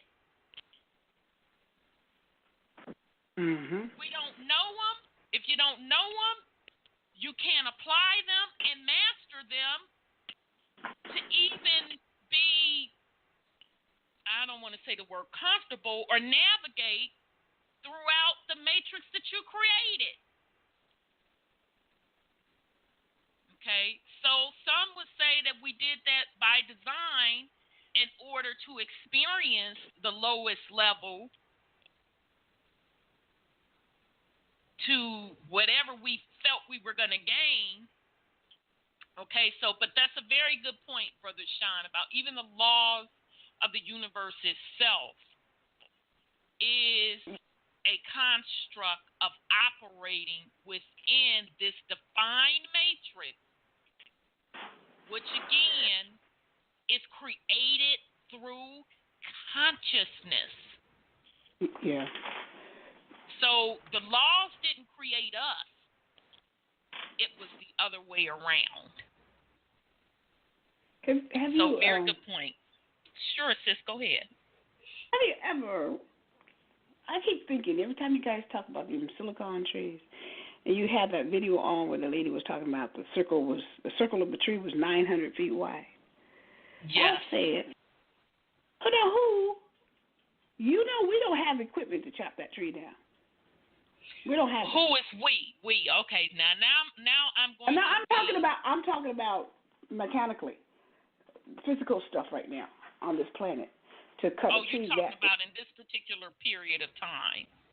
In this particular period of time, but there did exist and does exist outside of what I think we're in a rabbit hole. That's what I said. And we just shrunk down into the flesh. And we are experiencing this time frame in a rabbit hole, with the physical constraints of the universe around us. But if you ever, I was in the room because of my profession with a lot of people who died. I always used to see death all the time, and it's really eerie that they're not down there where you're looking. They're all around you when they take that last breath. And I've seen them make an impression like on the ceiling. You can kind of see them if you have a spiritual eye. And they're huge. They're absolutely huge. That's interesting, sis. And you mean from a height perspective? From a height perspective. Yeah, like they fill the whole room and out. Like this is like being contained. We're being contained in these bodies, contained, and when they let go, you hear those after-death experiences where they just floated up, but they never tell you how big they were. That they saw everything in the hospital, everything, not just what's in that room, but everything. They saw the whole world. They saw it all, because when you release yourself or get released from that physical self, then the next reality is your real self, I guess. I'm just assuming. and that it is really massive. And that real self is probably the self that was able to cut down that tree, that 900 centimeter. That's interesting. Yeah, because I've seen somebody I know die, and I looked up and said, whoa, it was not a little person that was dead anymore. So, and it's like a shadow with your hand. If you put the light, the hand is not as small when it's reflected in that light. And so when we get back into the light, we become huge. That's what I think. Every time as he was speaking, to travel with remote viewing, you have to actually get out of your thought process that you have right now and focus on someplace else. Right. Get out of the matter, the physical. Yes. And, and go to the spiritual. Wow, but you kind of blew my wig back about the actual death process. And you're seeing it through the spiritual eye. Seeing the spirit leave the body and how it's huge. And, anybody that's had an outer body experience or you've time, I don't want to say time travel. I want to say, what is it called? When you leave your body at night. Astroplaning. Yeah, thank you. Astro traveling. That's what I'm trying to say. Astro traveling, when you physically feel yourself leaving the physical body, there's always that floating sensation, and you can see everything in the room. So it's interesting that you see it that way. And then you start to see the city, and then you start to see, the top of the plane. So it's very interesting that you brought that up, that you saw someone's spirit once they transitioned leave and how huge they were. Yeah. Very, very interesting. Wow. Okay, the next video, let me see how much time we have. Oh, shoot, we cutting it close. Let me see how much is that one. We should have, let me think about this, because I'm trying to get it in. I'm going to play it. Okay, the next one is called Time is an Illusion, Quantum Physics, Subconscious Mind Power, Law of Attraction. You know what? I'm a table it. If we have more time for it, I'll go it. Because the one I want to play, it has 4 parts to it. I had to split it up, and it's really more than that, but I split it up. It's called Illusion of Time, Past, Present, and Future. And it's featuring a guy called Anthony Peak off a YouTube channel, Evita Ocho. So, hold on a second. Let me pull that one. I want to play that one because he gets into reincarnation. He gets into a lot of things. So I want to give him a lot more time. So here we go. Wow, that's interesting how it broke. Okay, and the first one is quick. It's 7 minutes. Then we're going to come back and chop for it a up. lot of people who live in our world today, how they function, they're still under the idea that time is linear versus some of the ideas that you present in how, well, it seems that it's more cyclical. Can you touch upon, the linear versus cyclical part of time, and what would serve us perhaps more to understand or grasp? Okay, initially, the natural sense, our senses, because our senses are designed to perceive time in this way, we see time as being linear. We have the idea that everything progresses from the future is out there, we are in the present, and the past is behind us. In fact, linguistically, it's quite fascinating that most civilizations on the planet, if you ask somebody where the future is, they'll say it's in front of them or to their right, and where is the past? It's in the left. And where is the present? It's right in front of my eyes at the present moment in time. So clearly this is something that's heavily ingrained, and it helps us get through life. Effectively, we have to understand that time flows that way. However, the reason we think this is something that is related to time, but isn't time, something called entropy. And it's the idea that everything moves from order to disorder. So effectively, you make yourself a cup of coffee, and it's really hot and it's warm. It's very, very ordered. As it starts to lose temperature, the elements of it move out into the atmosphere. It gets cooled and becomes more disordered. And this is the same as how the universe works. It started supposedly in a very orderly fashion, and it's moving towards entropy and disorder and the loss of energy. And for many, many years, a lot of scientists had realized that the ultimate outcome of the universe will be what's called heat death, when everything will stop, everything will cease to have energy, because energy will just dissipate and it will just disappear, and everything will just grind to a halt. Now, but entropy itself is not time. Entropy is simply a process. But what we do is we tend to think of it as time. And the reason we do this is because this is how we measure time. We measure time by things moving. For example, we find it very difficult to break away from the idea that when I look at a minute hand or a second hand of a clock, that is measuring time. But of course it's not. It's measuring distance. It's measuring the amount of time it takes a second hand to move around a circular dial. Right. But that's not time itself. So again, we fall into this trap of assuming that time is going forwards. Now, on top of that, if you look into some of the research, particularly some very, very exciting research that's been done in recent years about the nature of subatomic particles, it becomes clear that as far as a subatomic particle is concerned, there is no time. There's no past, present, or future. In fact, subatomic particles can go backwards in time, can go forwards in time. Something that amazed me, and it was a term I'd used many, many times, because I used to be a manager for a group of private hospitals in the UK. We had PET scanners, positron emission topography, isn't it? Tomography. Now, positrons is a term we bandy around, but never really think a great deal about it because it's just a word we use. But a positron was first suggested by an English physicist called Dirac back in the 1930s. And effectively what he suggested a positron is, and the reason it's a positron is it's an anti-electron.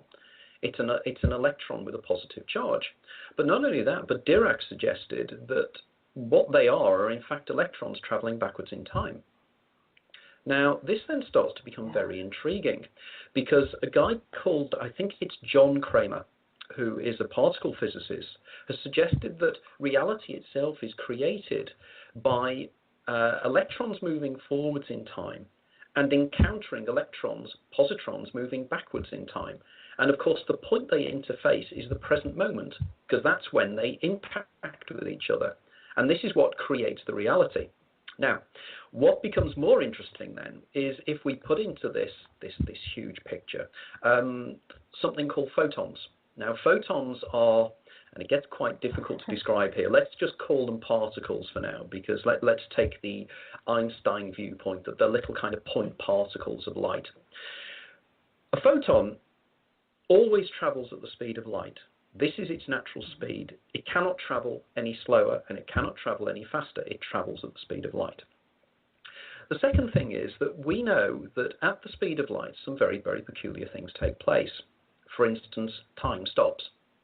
Einstein was very precise on this, that as you get closer and closer to the speed of light, time dilates. It slows down. It gets longer and longer and longer till you get to the point when you're at the speed of light, time stops. Now, a photon also technically has no mass, which means it has no kind of physical extension in space. It's not physical in the way we describe physical. Okay, so here we have these little particles that travel at the speed of light. So from their point of view, there is no time. So the particles that are hitting your eyes now could have started in the first instantaneous seconds of the Big Bang, 13 billion years ago, 14 billion years ago. But as far as they are concerned, no time has passed. For them, everything is now. And if everything is now, and we need something to measure time by, photons seem to be the best thing to describe time by. But from a photon's point of view, there is no time. Now, on top of that, we have the most peculiar situation that the reason that I can see you now is that photons are coming off the screen into my eyes, and my eyes are actually processing the information and sending it into my brain. The same goes for you. So what we're doing at the moment, we are in effect communicating by photons. But the photons themselves don't exist in the way we would normally define existence to be.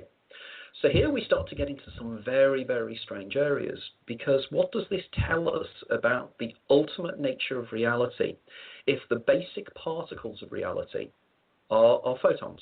Right. Now, photons are effectively parts of something called the electromagnetic spectrum. So you and I, our eyes, and in my next book, which will be due out next year, I use an example of this. The electromagnetic spectrum is all the electromagnetic radiation, from ultraviolet to infrared. Now, if you laid that out as a kind of roll of film, so when you had this roll of film, and at one end you had the ultraviolet, and the other end we had infrared, and you laid it out, it would actually be a roll of film that would start at the source of the Lake Mississippi in the USA, and it would end at the south of New Orleans, going into the Gulf of Mexico. Okay?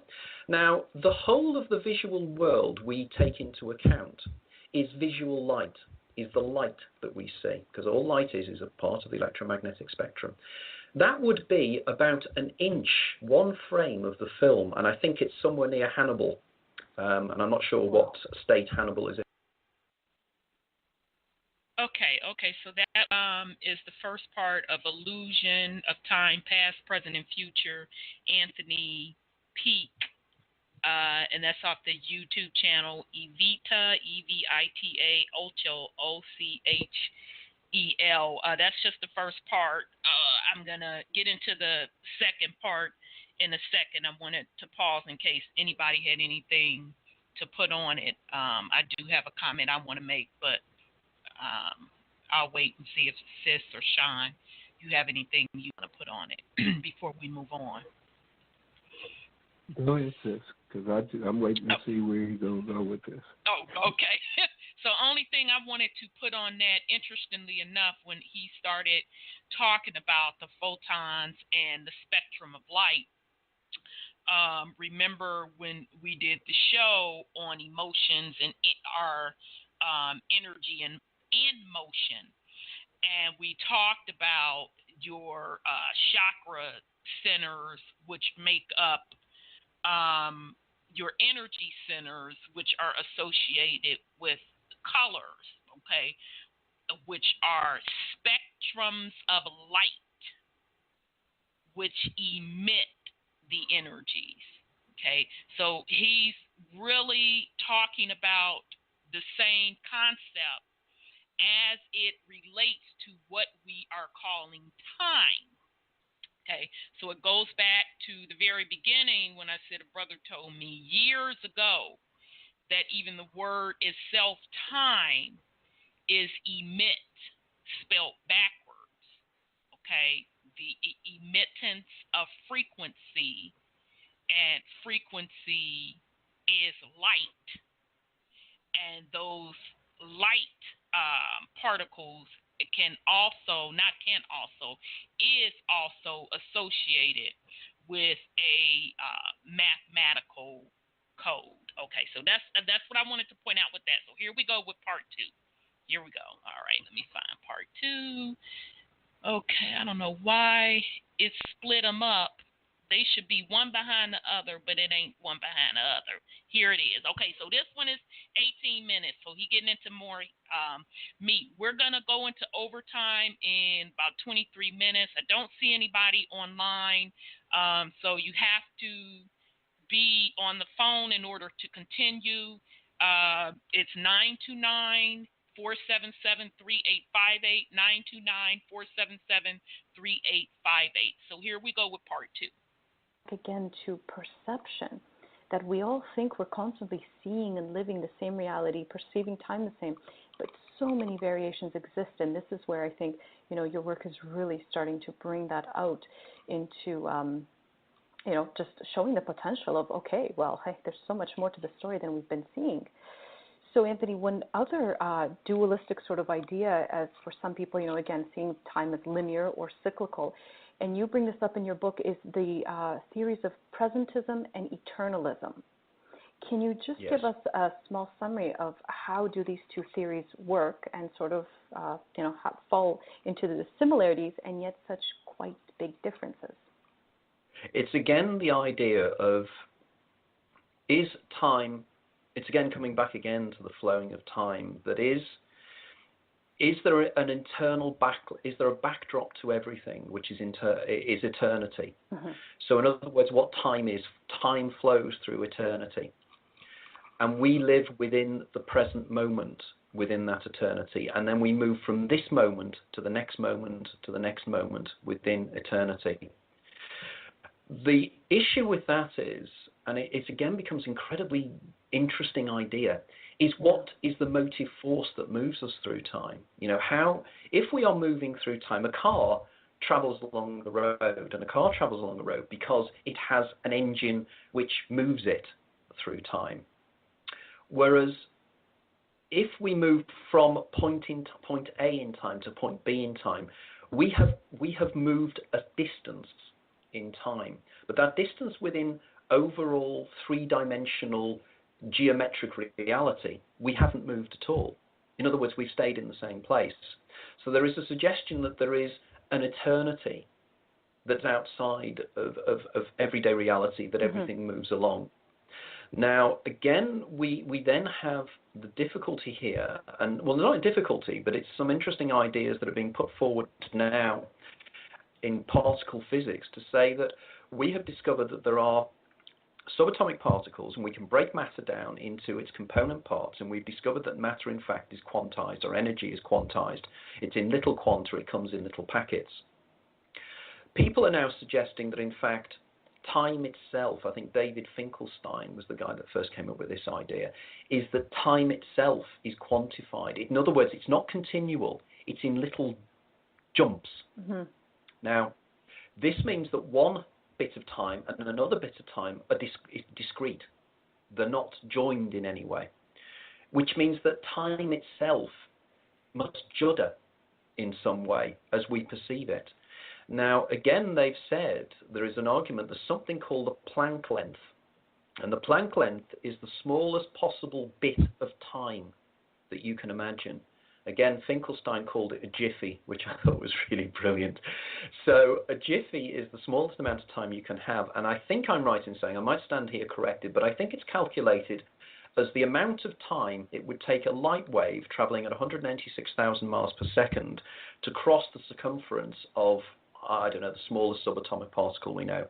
Okay, and they believe that at that level, time itself stops as well.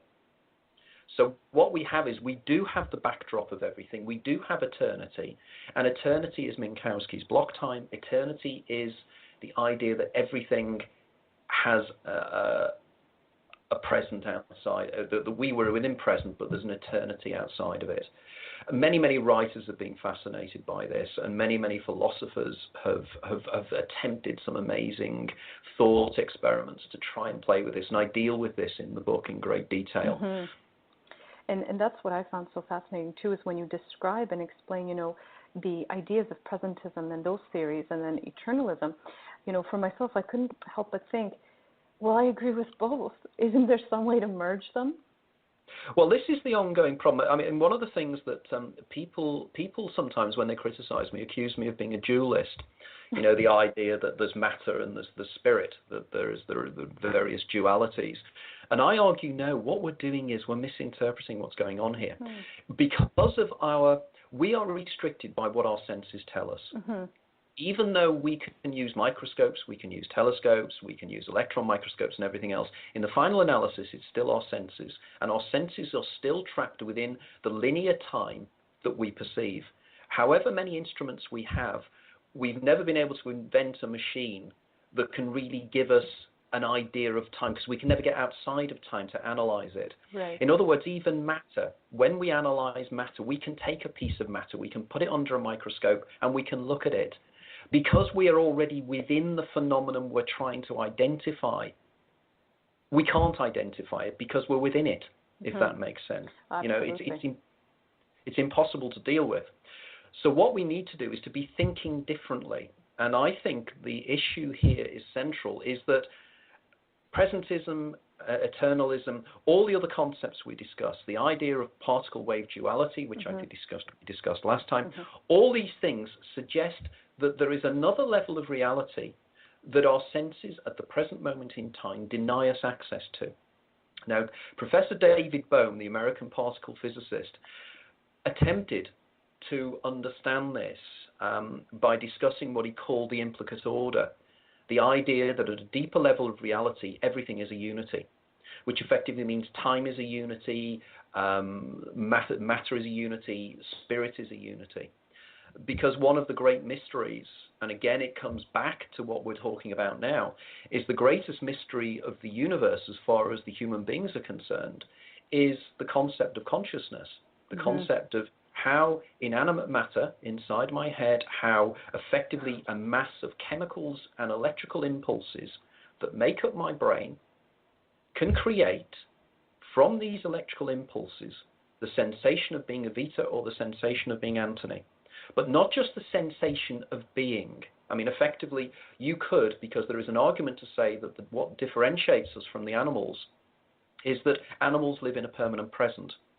In other words, they react to their circumstances, then when the next set of circumstances, they react to those sets of circumstances. They act by instinct. What we do is we carry with us the memories of the things we've done before, plus the anticipations of the things we would like to do. Plus, we reflect on those anticipations and we reflect upon the things we have done in our past, which makes us not only self-conscious, but we are a reflective self-consciousness that exists within a physical reality that we don't exist within. In other words, my thoughts and my ideas and your thoughts and your ideas, again, have no extension in space.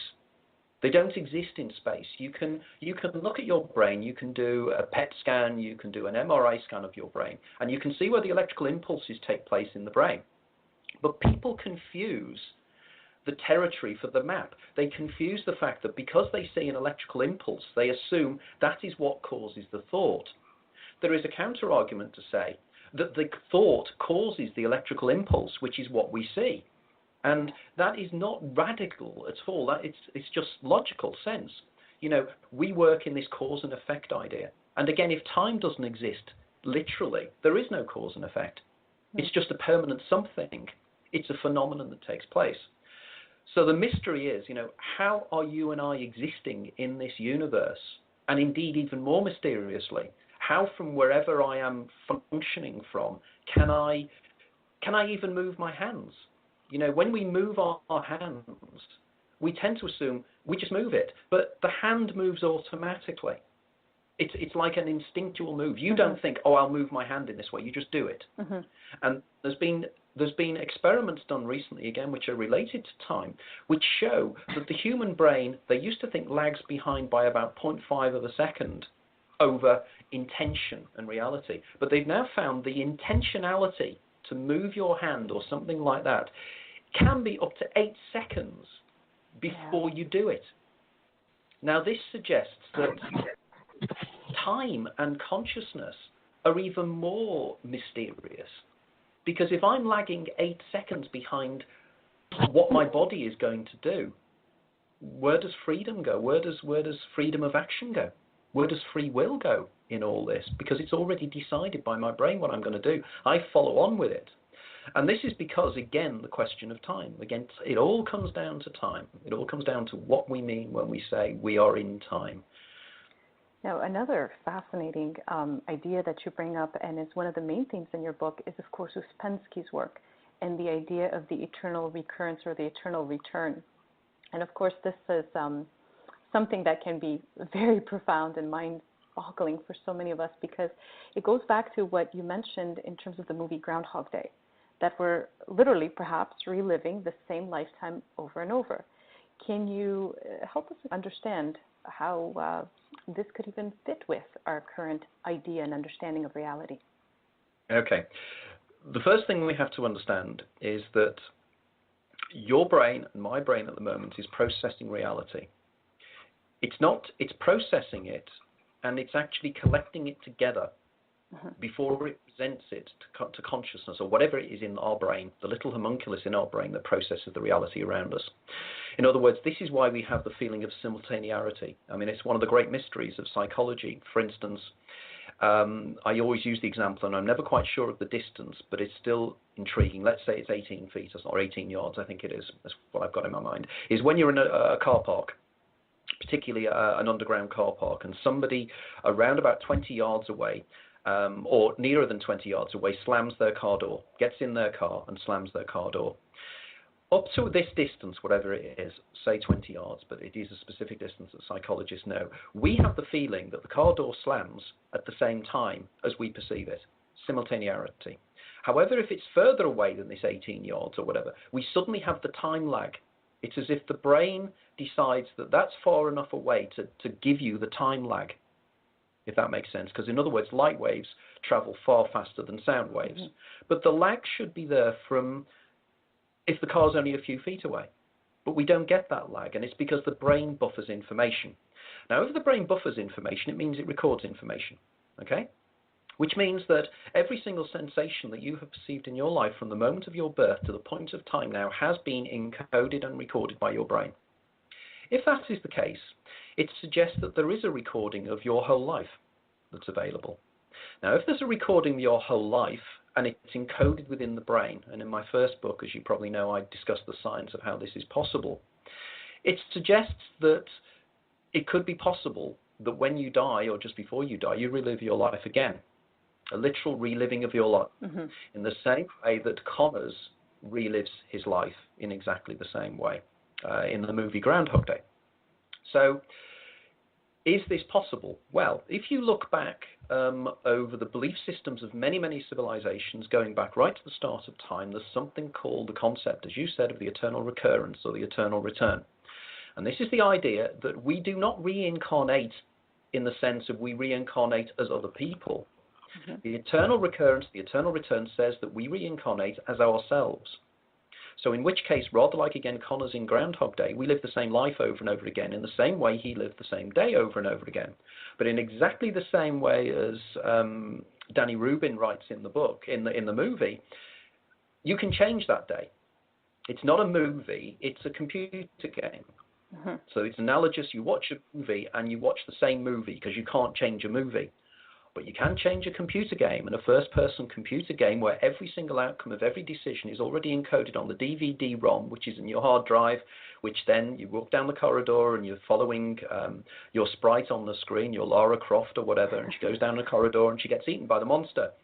She dies. So effectively, you go back as the game player to the start of the game and you have her run down the corridor again, but this time she doesn't go into that room, she runs into another room, and she doesn't get killed. Now, this is what I consider to be the eternal return or the eternal recurrence. And this is what mystics have been trying to get across to us for centuries.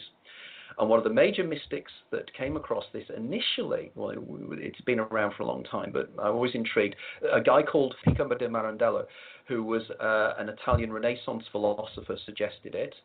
And also then it was suggested by Nietzsche, the German philosopher.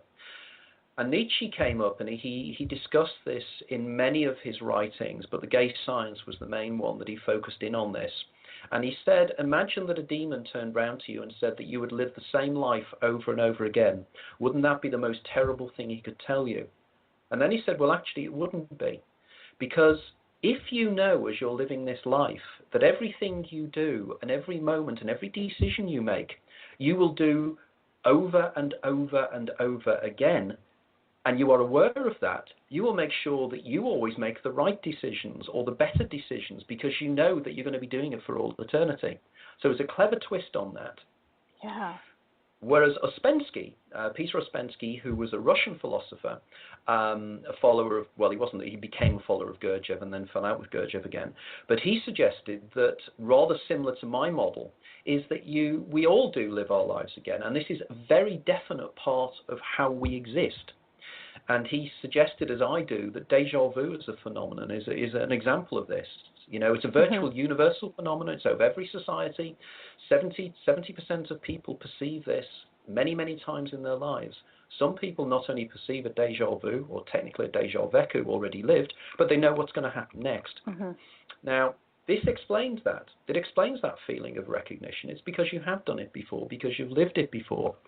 Now, Ouspensky became so fascinated by this, he wrote a novel which was called The Life of Ivan Osokin, which tells the story of a young man who has the opportunity to live from the age of 17 to about 25 again.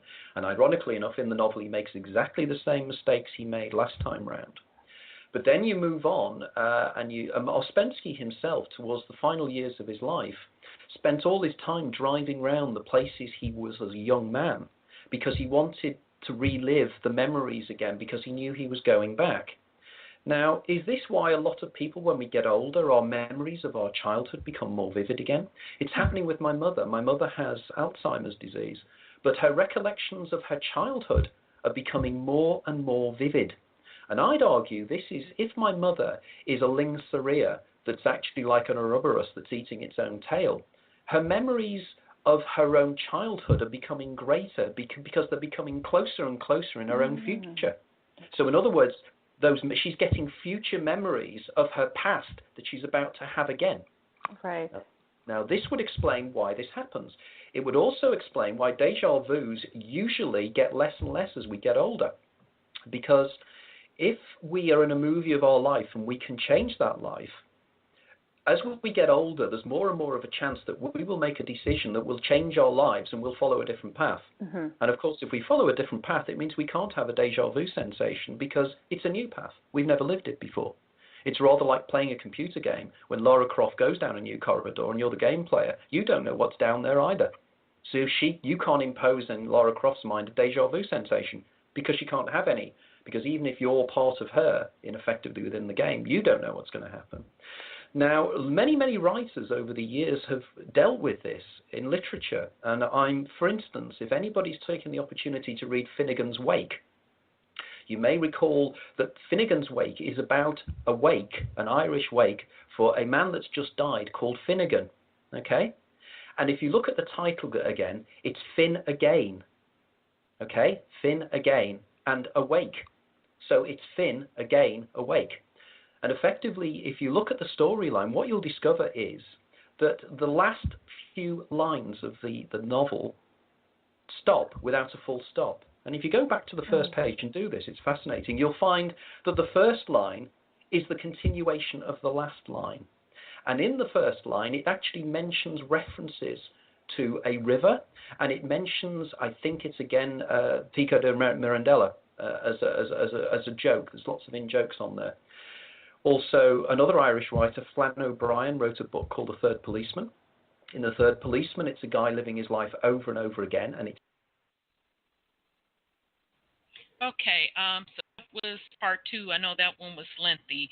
Illusion of Time, Past, Present, and Future, Anthony Peake, and that's off the YouTube channel Evita Ochel.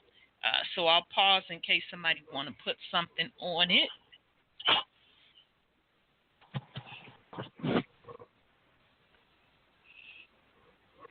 Okay. All righty. Okay. So what I particularly took out of that video was that particular excerpt from the video is his explanation of reincarnation.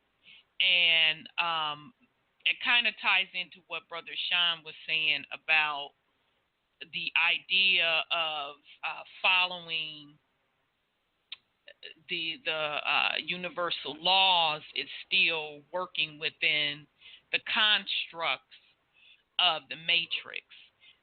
So it's really the same concept that he's explaining about coming back or reincarnating back as the same person per se, having the same experiences.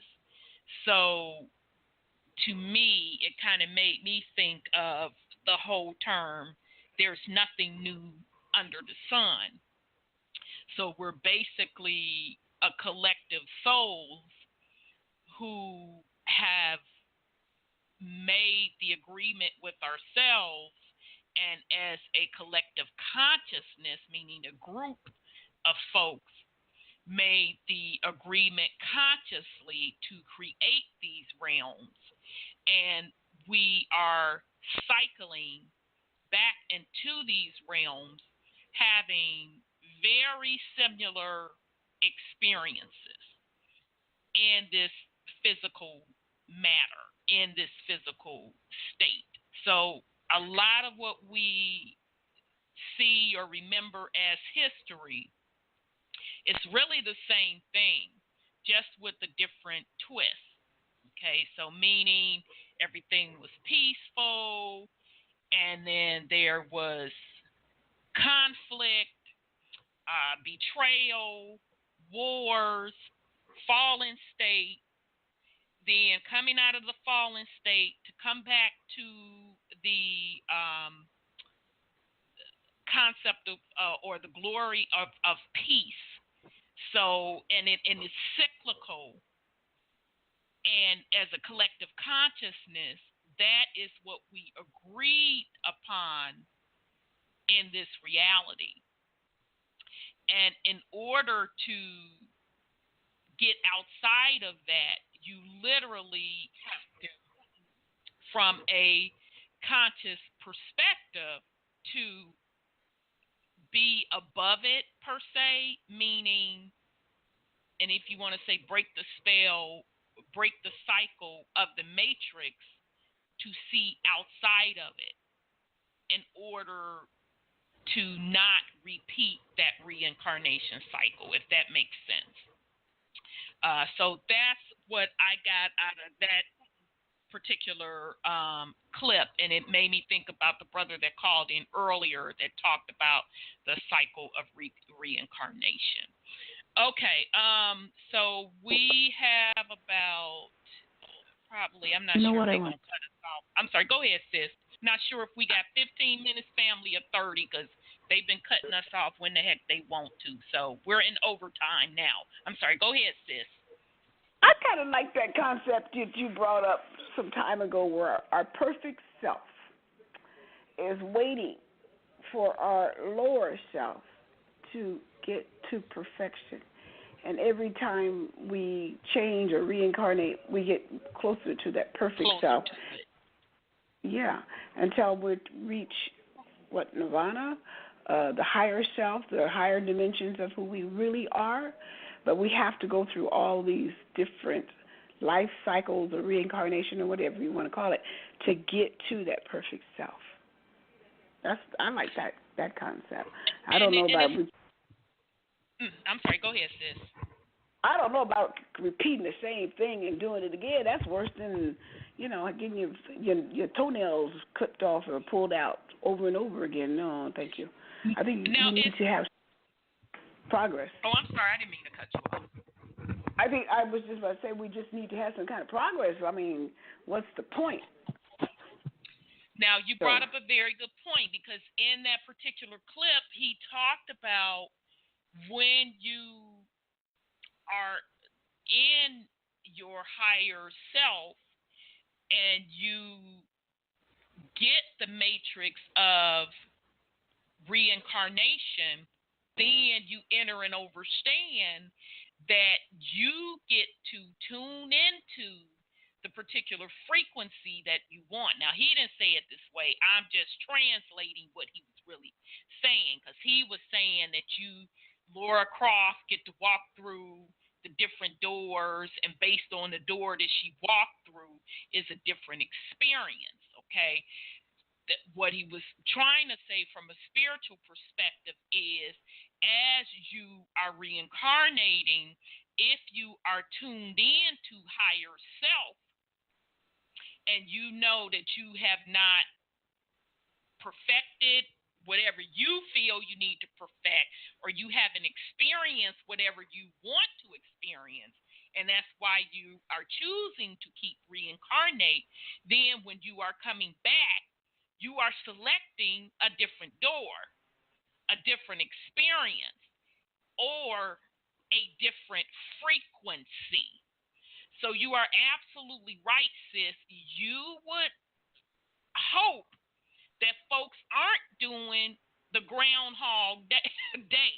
Okay, so meaning they're literally coming back pretty much doing the exact same shit.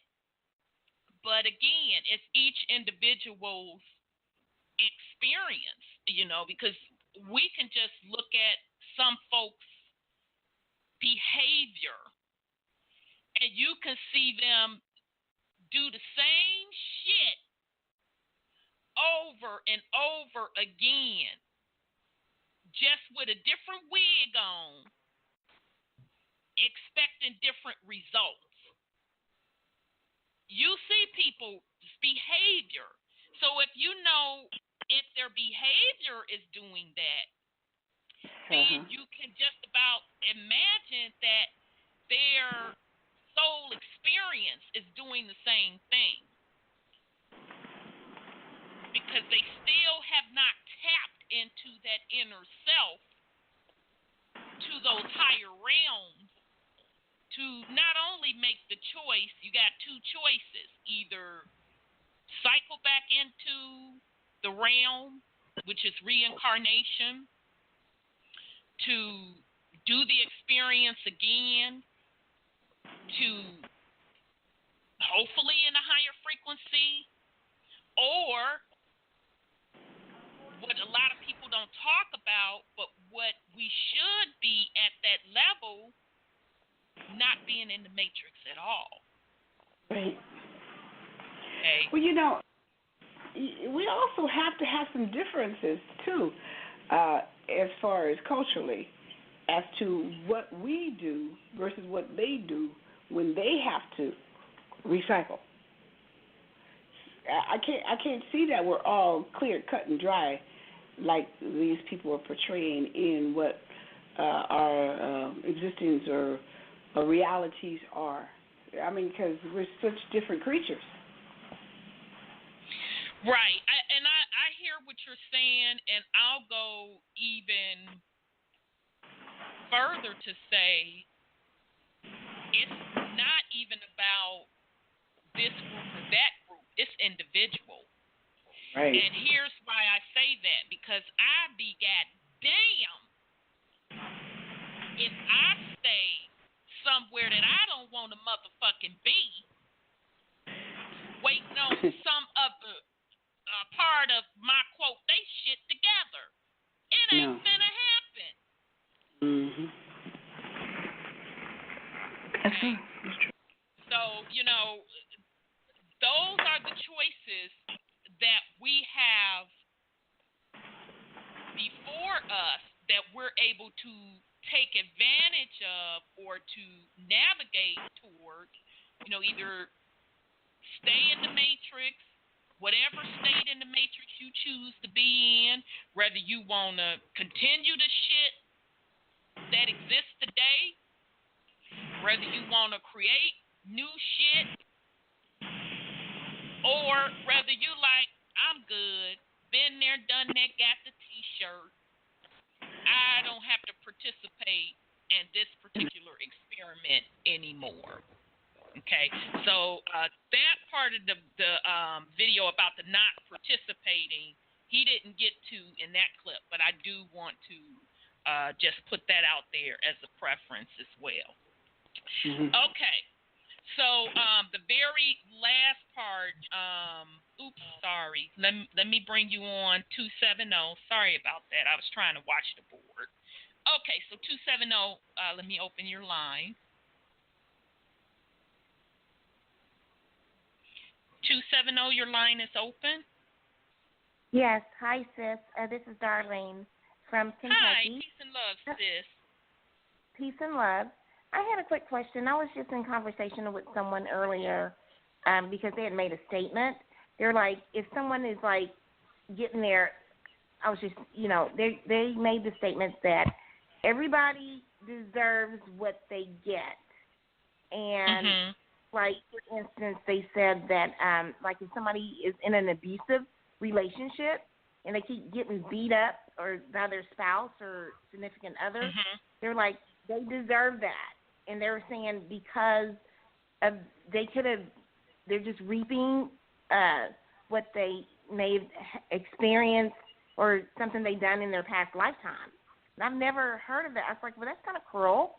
And they're like, gave the example where the gentleman that got shot because he parked in a handicapped space, a Caucasian, they got in a little scuffle and the Caucasian guy shot him in front of his spouse. And he was saying, well, he deserved that because he, number one, shouldn't have been parking in a handicapped space because he knew he wasn't handicapped. And number two, he was like, he may have done something he may have killed that guy in the past and he's just coming back for revenge. But that is so new to me, so I just wanted somebody else's take on that because that seems kind of cruel that anything that happens to you, their philosophy was you deserve that or that's what you were meant to that was what was meant to happen. So right. So, very good question that you brought up because what that person is trying to describe to you, and I wouldn't go so far as to say what somebody deserves because unless that person knows intimately what each individual, the both party, the man that shot the man or the man being shot, unless you know intimately what that person's, those people, life events are, you can't make that call on who, quote, quote, deserved what. But what they were trying to say is the laws of the universe, so the laws of cause and effect and the laws of karma. So that's what they were trying to get across to you. But I caution people of just throwing that out just on every little situation, because if you don't know the chain of events, the history behind each individual, I would not blatantly make that call on who deserved what, because it could be a varying of factors. But that's where they were trying to go with that. They're trying to give you the context of the universal laws being into play, and that person had a karmatic debt. So meaning they done some shit up in the past, and in this lifetime they getting back what they've done. And I think that is a very blatant statement to make on folks that you really don't know their intimate situation and story. Well, my comment was, how in the heck am I going to know what I did in my past lifetime? That was like my past lifetime. I have no idea. Like, if I was good or bad, or that is scary to me. Like, heck, if I know what happened in my past lifetime, and then you're telling me that everything that happened to me I deserve, that just blew my mind. I just still can't wrap my head around that. Right, and it's interesting that you bring up this topic because I hear a lot of folks, they talk about, and what they're describing is like the past life regression stuff. You can't make that call on individuals, and as far as what you deserve or don't deserve, that depends on you, your experience. So I wouldn't go as far as to say some shit I did in my past life is carrying over to this life. Some people, it may be that way if that's what they choose in their consciousness to replay that. So that's probably where the individual choice come in from a consciousness perspective. When you choose to come back to this realm, you're choosing what experiences and events you want to replay or revisit. Okay. Because now this is just me. I believe once you're in the particular realm or cycle in this matter, that you're pretty much bound to those laws at that time. And so that's when the laws of cause and effect, the laws of the universe are happening right then.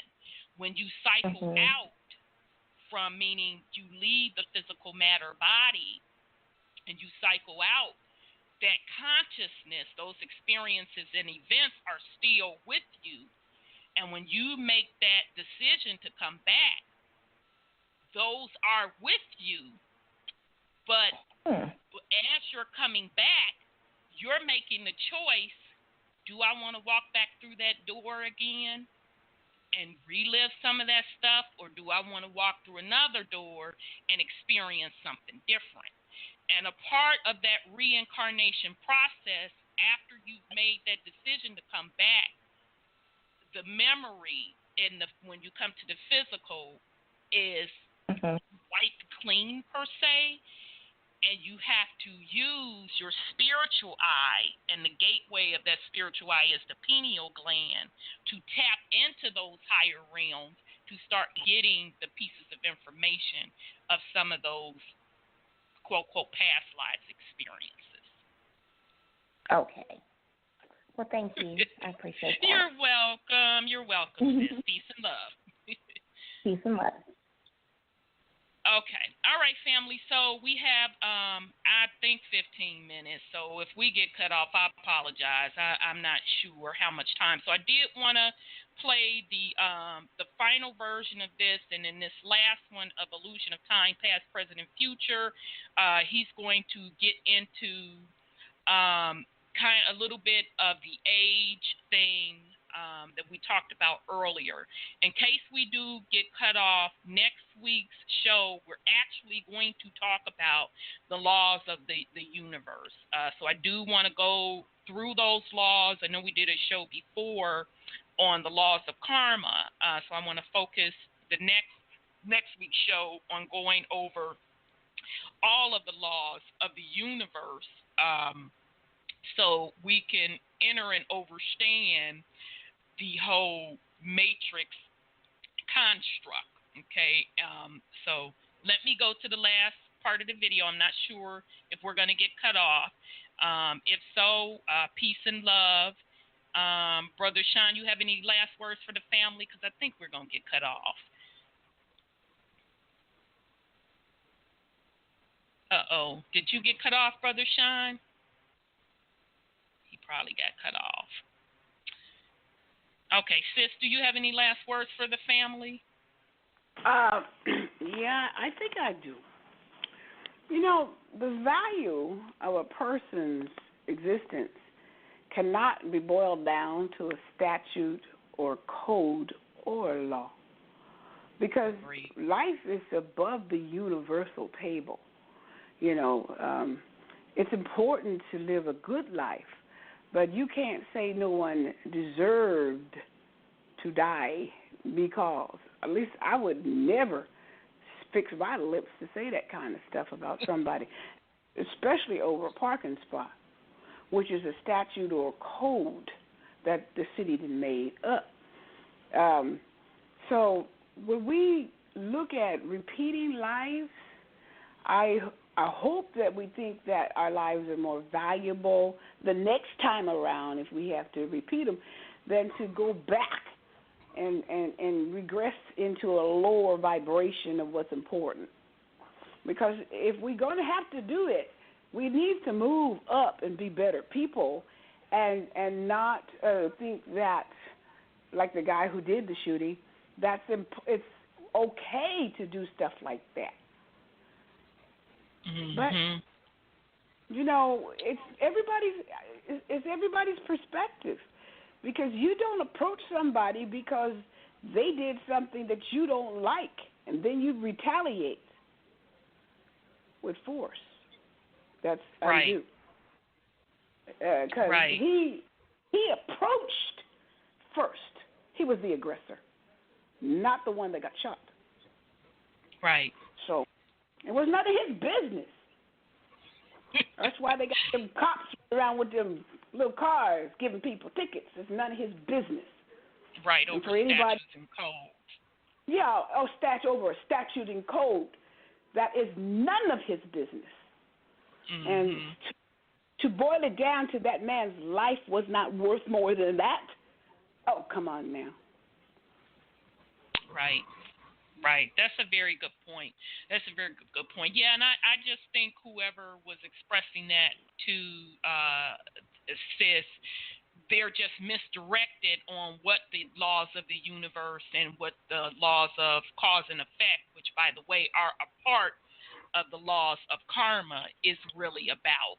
And I agree with you, Sis.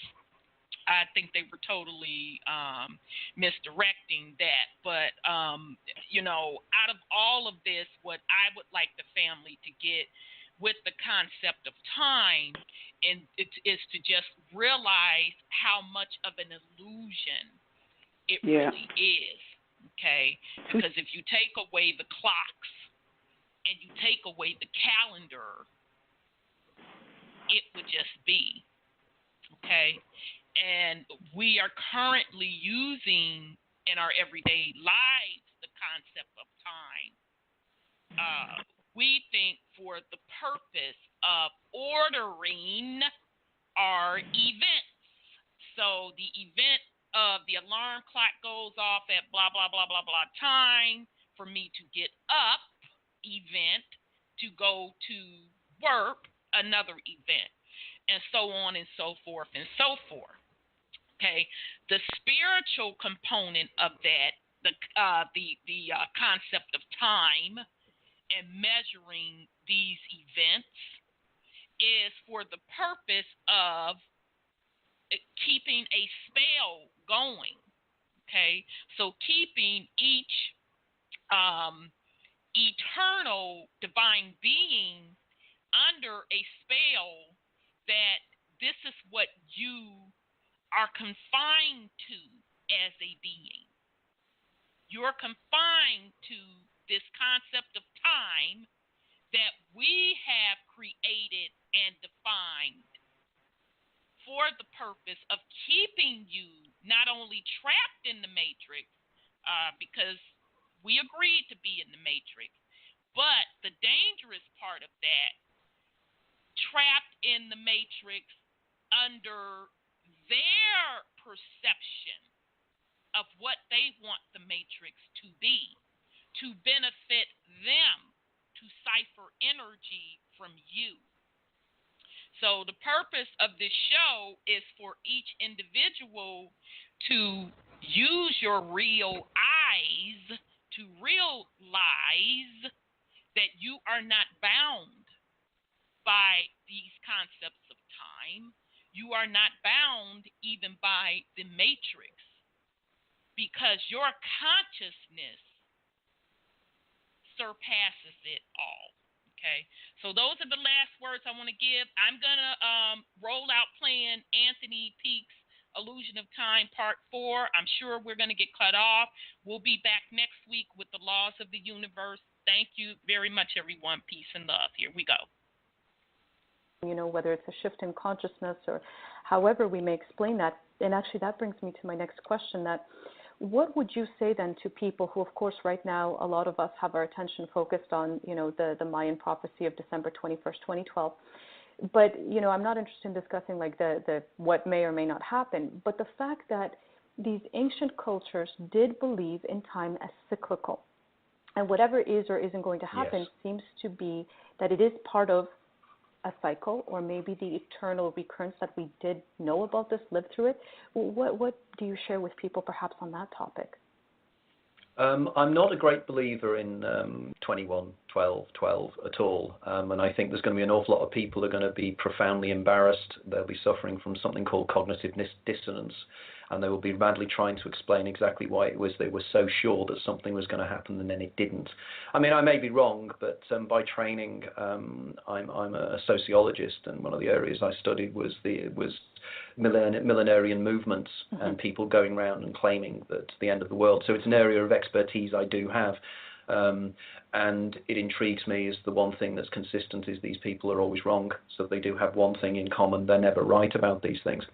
But effectively, something may happen. Who knows? But there is, going back to the argument that if time is cyclical in some way, and if they call it the great year, the idea that the whole of the history of humanity is cyclical as well and goes back to the start, and this again was something the Stoics believed, then in which case we will have a memory of the future. But there is a converse idea that if we are all one entity perceiving itself subjectively, then the ancient Maya and every other ancient civilization are still manifestations of the same being that we are. So therefore, within our DNA memories, there will be this kind of future knowledge. In which case, this is why certain individuals, I think, can see the future as if there's a kind of resonation in time. But then again, we get back then to the whole mystery of time, that if it's a perpetual present, nothing's resonating through anything. It's all happening now. And again, one of my favorite writers of all time, Philip K. Dick, who I'm now in the fortunate position of actually writing my next book. After I finish this one, will be a biography of Philip K. Dick. We're looking into his influences on him and his influences as going on forward. Is that he came up with a concept called orthogonal time, and he argued that there is a time that runs vertically, you know, the way time, past, present, and future in a line. Right. There is another line that runs vertically off that time in a totally different timeline, which he called orthogonal time. Now, what is amazing is that Stephen Hawking, the world famous physicist, around about 5 years ago came up with something very, very similar. And the idea that there is a time that shoots off this time. And if that is the case, that means that that time, if it's shooting off every split second in a different time pattern, it means that everything that ever can occur occurs now. Because if you think about it, there's a whole timeline that's running that way, and we're running that way. So every second that we go forward, there is trillions of seconds, all containing everything running that way as well. So then again, we have the time, we have the idea of time is not a line, it's a square. Now, it then gets very complex, because if you consider time to be a square, if you move that into another dimension, it becomes a cube. And then suddenly you have Minkowski's block time again in an even more interesting model. And then you can have cubes, and then you have a thing called tesseract and hypercubes. And is time a series of cubes all in, and is this another understanding of way we look at string theory and the idea of how string theory works within 11 dimensions of time and space? So this is where suddenly everything starts to fall into place, but becomes even more puzzling and even more fascinating. Well, the complexity of it appears to be infinite. It does. So we're really just kind of grasping, I feel like, just scratching the surface on all of this finally, but still we still have so much to go in understanding or getting some more depth into really how all this works. So Anthony, on a practical level, as of course we live in a society, especially today, where people are constantly complaining they don't have enough time and everything revolves around time.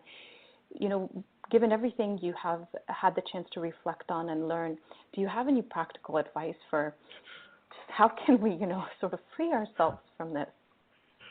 I wish I knew. I wish I had far more time. In fact, I recall one of the researchers many years ago who came up with an explanation for déjà vu. I think it was Langwill, but I'm not too sure about that. I think it was Langwill. Mm-hmm. And he turned around and said what it is, in fact, is a really wanting to put things right in your life. In other words, to break out of time, to go back and relive your life again and get things right, the things you got wrong last time. And it's a really deep yearning we have, because the great tragedy of life, isn't it? We make mistakes and they impact upon other people, and we don't know about those mistakes till we've made them. Now, if we could control that in some way.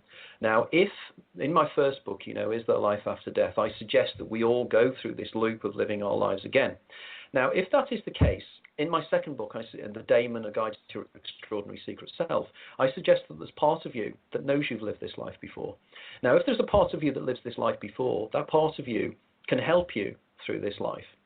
Now, of course, most people know of this. They call it, it's their spirit guide, it's their guardian angel, it's their higher self. And if you can find ways of attuning into your higher self, you can at least get the warnings of what to do right this time round.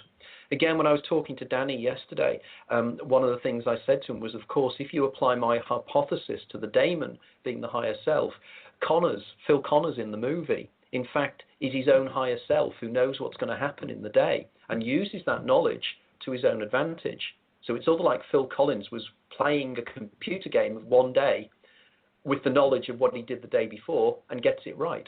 Yeah. And I think if we can attune into our daemon, and I am working with psychologists and various other individuals in ways and means we can do this, and certain mechanisms we can use within the brain to do this. But the other thing is, can we slow down time? Well, no, we can't, because we're within it. It's rather like trying to slow a car down when you've got the foot on the accelerator and it's jammed. I mean, unless you were outside the car, you can't slow the car down. But, and this is an irony with the car analogy, anybody who's been in a car crash, or many people that have been in car crashes and survived them, say the strange thing about being in a car crash is time starts to slow down for them. Their perception of time slows down. And that's because the stress levels, the metabolic rate is increased, something called glutamate is flooding the brain, which is slowing down your perceptions of time. But I wish I knew, and if I could find a way of allowing people to slow time down or reverse it and everything, I would be a multi-millionaire. My books would fly off the shelves. But unfortunately, I'm not even at first base at doing that, unfortunately. Well, thank you for sharing that with us anyway.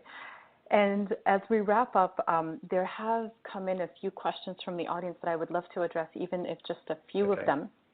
So our first question comes from Lex, and Lex asks, since precognitive dreams can give us insight into our supposed future, is there anything we can do to increase having them so we can better learn what actions would be in our best interest or avoid pitfalls? Okay, I think one of the things that John William that Dunn suggested in his book, An Experiment with Time, is to hone your brain to be aware of precognitive dreams. And they suggested the way to do this is to have a dream diary or to have a book by your bedside and a pen so you can write down immediately when you wake up the dreams you have. Because by doing that, because of course we all know that dreams fade very, very quickly. So it's a mechanism by which you can immediately record the dreams. In this way, this will train you to get better at recalling your dreams and therefore using the precognitive elements of dreams dynamically. Again, if you get hold of the book, there's so many interesting examples of how people have used this ability in the past. Now, there is another facility that you could use that if dreams are precognitive, you could try to train yourself to become more lucid in your dreams, in which case you're aware of the fact you are dreaming, and then you can actually perceive the dreams in real time, being self-consciously aware of the fact that you're yourself, in which case then you can control the dreams a little bit more.